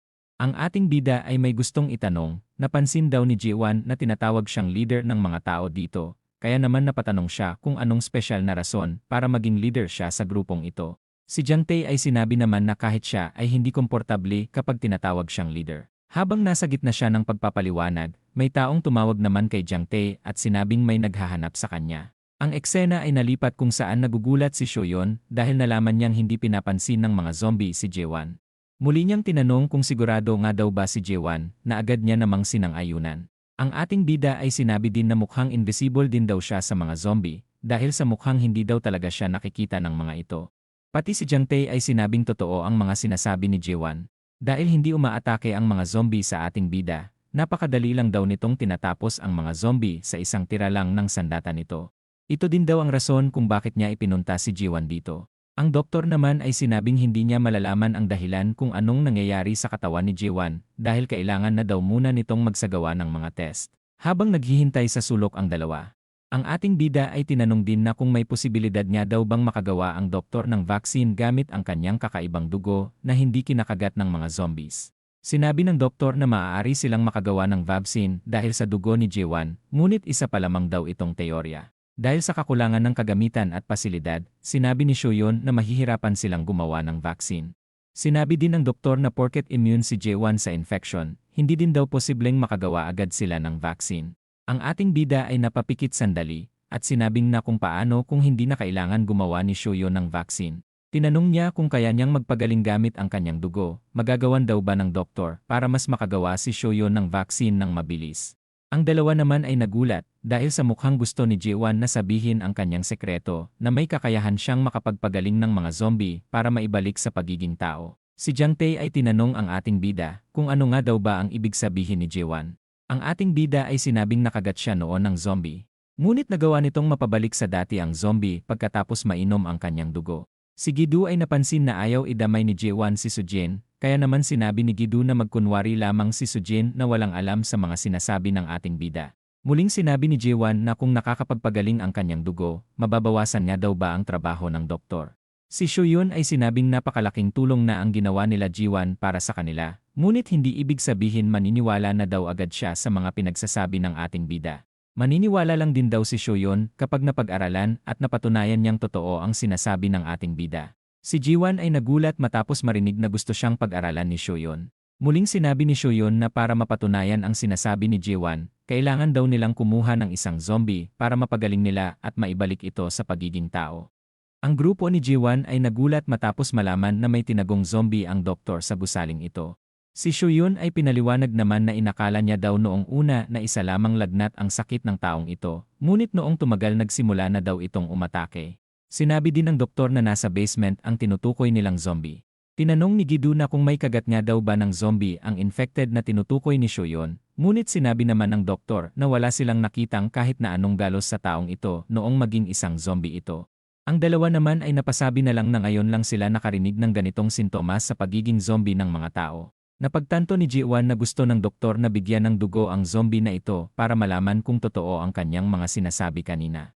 Ang doktor naman ay sinabing tama si Jiwan dahil kung totoo nga daw talaga ang sinasabi ni Jiwan, siya daw mismo ang magiging vaccine para sa sangkatauhan. Si Gidu ay sinabi na delikado daw ang ipakagat si Jiwan sa zombie. Ang doktor naman ay ipinaliwanag sa may makitid na utak na si Gidu na gagamit sila ng syringe para kumuha ng sample ng dugo ni Jiwan. Sinabi din ni Shoyun na dahil hindi nagagawang mapansin si Jiwan ng mga zombie, siya na din daw mismo ang magtuturok ng syringe sa zombie. Habang sinasabi ni Gidu na delikado pa din ang plano nila, si Jiwan naman ay pumayag sa sinabi ng doktor na plano na kanya namang ikinagulat. Seryosong sinabi din ni Jiwan na gagawin niya ang plano kung magagawa nitong masagip ang buhay ng isang tao. Ang eksena ay nalipat sa labas, ang isang bantay ay sinabing nag-alala siya sa kanilang leader noong una, ngunit hindi niya daw akalain na makakakuha ito ng maraming pagkain para sa kanila. Kaya naman hindi na daw sila magugutom ng mga ilang araw dahil dito. Si Myung-ho naman ay nakatulala lamang at hindi pinapansin ang kanyang kasama, kaya naman tinanong nito kung nakikinig nga daw ba si Myung-ho sa kanya, na kanya namang sinang-ayunan. Ang lalaki ay lumayo kay Myung-ho dahil sa napaka-anti-social daw nito. Si Myung-ho ay napatingin sa motor ng ating bida, at ito ay mukhang may binabalak na hindi maganda. Ang eksena ay nalipat sa grupo nila Jiwan, sinabi din ni Jang Tae na hindi nila pinipilit si Jiwan, kaya naman pwede pa daw itong umatras sa kanilang gagawin. Ang ating bida ay napangiti at sinabing madali lang para sa kanya ang gagawin, isa pa siya din naman daw ang nakaisip ng ideyang ito. Si Jang Tae ay masaya namang marinig ang mga sinabi ni Jiwan. Itinuro ni Jang Tae ang isang batang babae sa isang gilid. Kaya naman nagtataka si Jiwan kung anong meron sa batang babae. Sinabi naman ni Jang Tae na nanay daw ng batang babae ang naging zombie na nasa basement na ikinagulat ni Jiwan marinig. Sinabi din ni Jang Tae na nagawa na daw atakehin ng zombie na tatay ng batang babae. Ngunit noong nakarating sila dito ang nanay niya naman din daw ang naging zombie. Noong naging zombie na daw ang nanay ng batang babae, kinakailangan niya na daw itong barilin. Ngunit dahil sa naririnig niyang pag-iyak ng batang babae, hindi niya nagawang tapusin ang nanay niyang naging zombie. Sinabi din ni Jang Tae na gumawa na lang sila ng paraan para dalhin ito sa basement area. At sinabi sa batang babae na balang araw gagaling din ang kanyang nanay. Ang grupo ni Jiwan ay nagulat sa kwento, habang siya naman ay napasulyap sa batang babae. Si Jiwan ay naalala ang kanyang inaanak na si Minhee, sinabi niya din kay Jang Tae na hindi magtatagal mapapagaling niya na daw ang nanay ng babae. Ilang sandali pa, ang dugo ni Jiwan ay nagawa na din na makuha ni Shoyun. Ang isang lalaki ay dumating at sinabing malapit na daw ang shift ng kanyang leader, kaya naman sinabi nitong susunod na siya mamaya.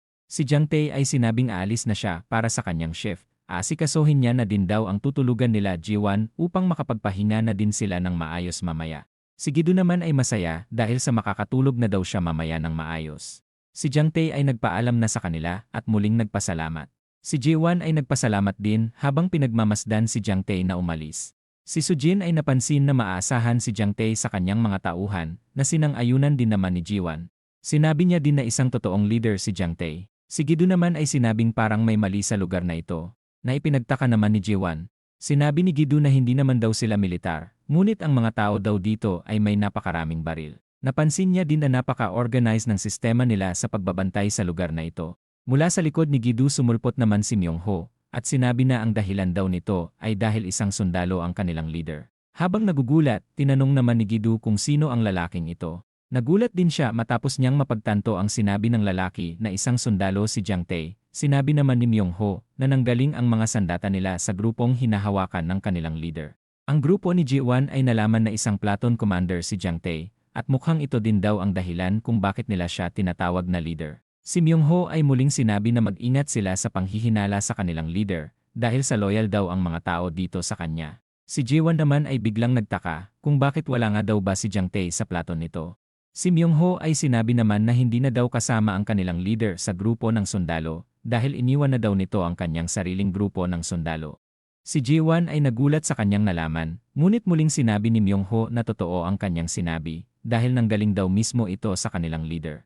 Si Gi-do ay nalinawan na kung bakit maraming mga baril dito sa lugar, habang si Sujin naman ay tinanong kung may balak pa nga daw bang bumalik ni Jang Tae sa kanyang grupo. Habang paalis si Myung-ho, sinabi niya namang sila na lang magtanong kay Jang Tae sa kanilang mga tanong. Matapos silang maiwan, nagtataka naman si Sujin kung kailangan nga daw ba nilang manatili pa dito. Si Gi-do ay sinabi din na handa na siyang umalis kahit anong oras dito sa lugar. Malamang komportable daw si Ji-won sa lugar na ito, ngunit si Gi-do ay may pakiramdam na hindi maganda sa lugar na ito dahil sa hindi daw dapat sila nagtitiwala basta-basta sa mga kakakilala pa lang nila. Matapos niyang makita ang batang umiiyak, sinabi naman ni Ji-won sa dalawa na mananatili siya dito dahil gusto niya na daw muna ang makatulong sa kanila. Ang gabi ay sumapit na at si Jang Tae ay nasa labas din ng gusali at nagbabantay. Si Jang Tae ay bigla ding natulala at naalala ang nakaraan. Matapos niyang buksan ang pintuan, bigla naman siyang nagulat dahil sa nagkakainan na ang kanyang mga kasamang sundalo sa isang kwarto. Habang siya ay naiinis sa mga nangyari sa nakaraan, si Shoyun naman ay biglang lumapit sa kanya. Tinanong niya din ito kung bakit mag-isa lang na nagbabantay si Jang Tae dito sa labas. Siya ay biglang lumingon habang nakangiti, napansin din ng doktor na masyado ng marami ginagawa si Jang Tae para sa kanila. Kaya naman sinabihan niya ito na magpahinga na muna, ngunit muling sinabi ni Jang Tae na ayos lang siya. Sinabi niya din na hindi naman daw siya gaanong nahihirapan sa kanyang sitwasyon, kaya naman gagawin niya daw ang kanyang pwedeng magawa para sa kanilang lahat.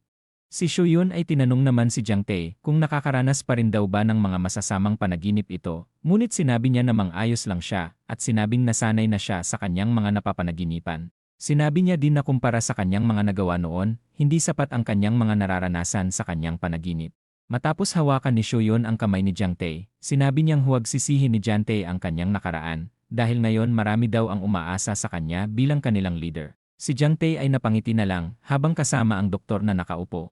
Mula sa hindi kalayuan may isang tao ang sumisilip sa dalawa at ito ay si Myung-ho. Kinabukasan ang panahon ay biglang umulan. Si Gi-do ay sinabing isang araw na silang na-stuck sa lugar na ito dahil sa ulan. Pati si Sujin ay hindi daw nakita sa forecast na uulan ngayong araw. Sinabi ni Gi-do na kung mananatili pa sila dito ng isang araw pa, baka maging huli na ang lahat para sa kanila para makapunta sa Yangyang. Matapos makita ang mga mensahe niya sa kanyang kapatid. Sinabi niya namang manatili muna sila dito sa lugar dahil may gagawin pa daw sila na hindi pa tapos. Si Jang Tae ay binati ang grupo ni Ji-won ng magandang umaga at tinanong kung nakatulog nga daw ba sila kagabi ng mahimbing. Si Ji-won ay muling nagpasalamat dahil sa nakatulog daw sila kagabi ng mahimbing. Biglang humingi ng pasensya si Jang Tae dahil sa hindi daw nila naaasikaso ng maayos sila Ji-won.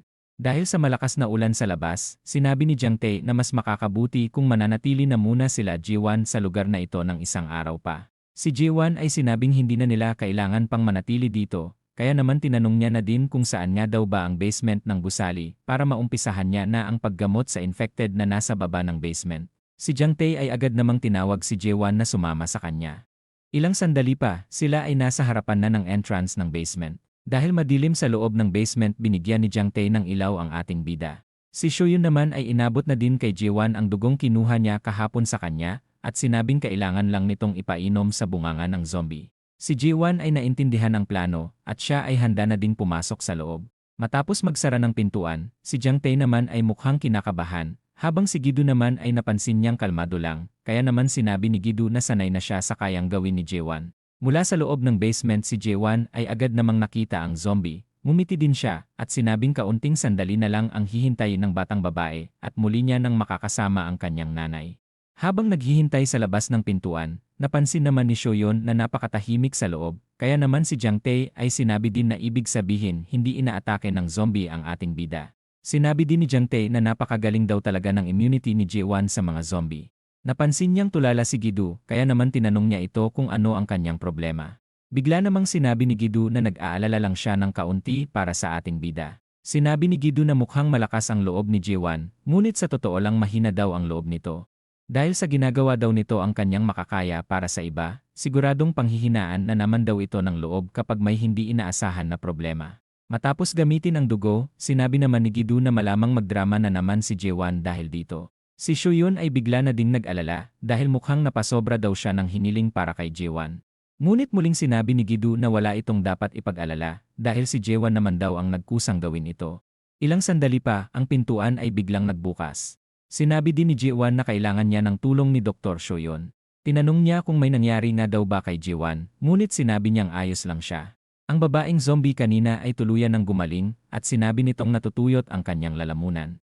Ilang sandali pa, ang babaeng zombie kanina ay ginagamot na ni Shoyon. Tinanong ng doktor kung anong pakiramdam nito, kaya naman sinabi niyang medyo maayos na siya. Humingi din siya ng pasensya dahil sa abalang nagawa niya sa kanila. Tinanong ng babae kung may nabiktima nga daw ba siya noong naging zombie siya, ngunit muling sinabi ni Shoyon na wala siyang nasaktan na ibang tao dahil sa mabilisang aksyon na ginawa noon ni Jiang Tae. Habang patuloy humihingi ng tawad, muling sinabi ni Shoyon na wala nang dapat ipag-alala at ipagpatawad ang babae. Si Shoyon naman ay biglang naiyak at sinabing wala siyang magawa para sa iba dahil ang tanging nagawa niya lang ay umasa sa ibang tao. Si Jiang Tae naman ay biglang lumapit at pinakalma si Shoyon at pinaalala na marami na siyang naitulong sa lahat ng taong nandito. Kung hindi dahil sa doktor, hindi din daw nila makukumbinsi si Jewan na tulungan ang lahat.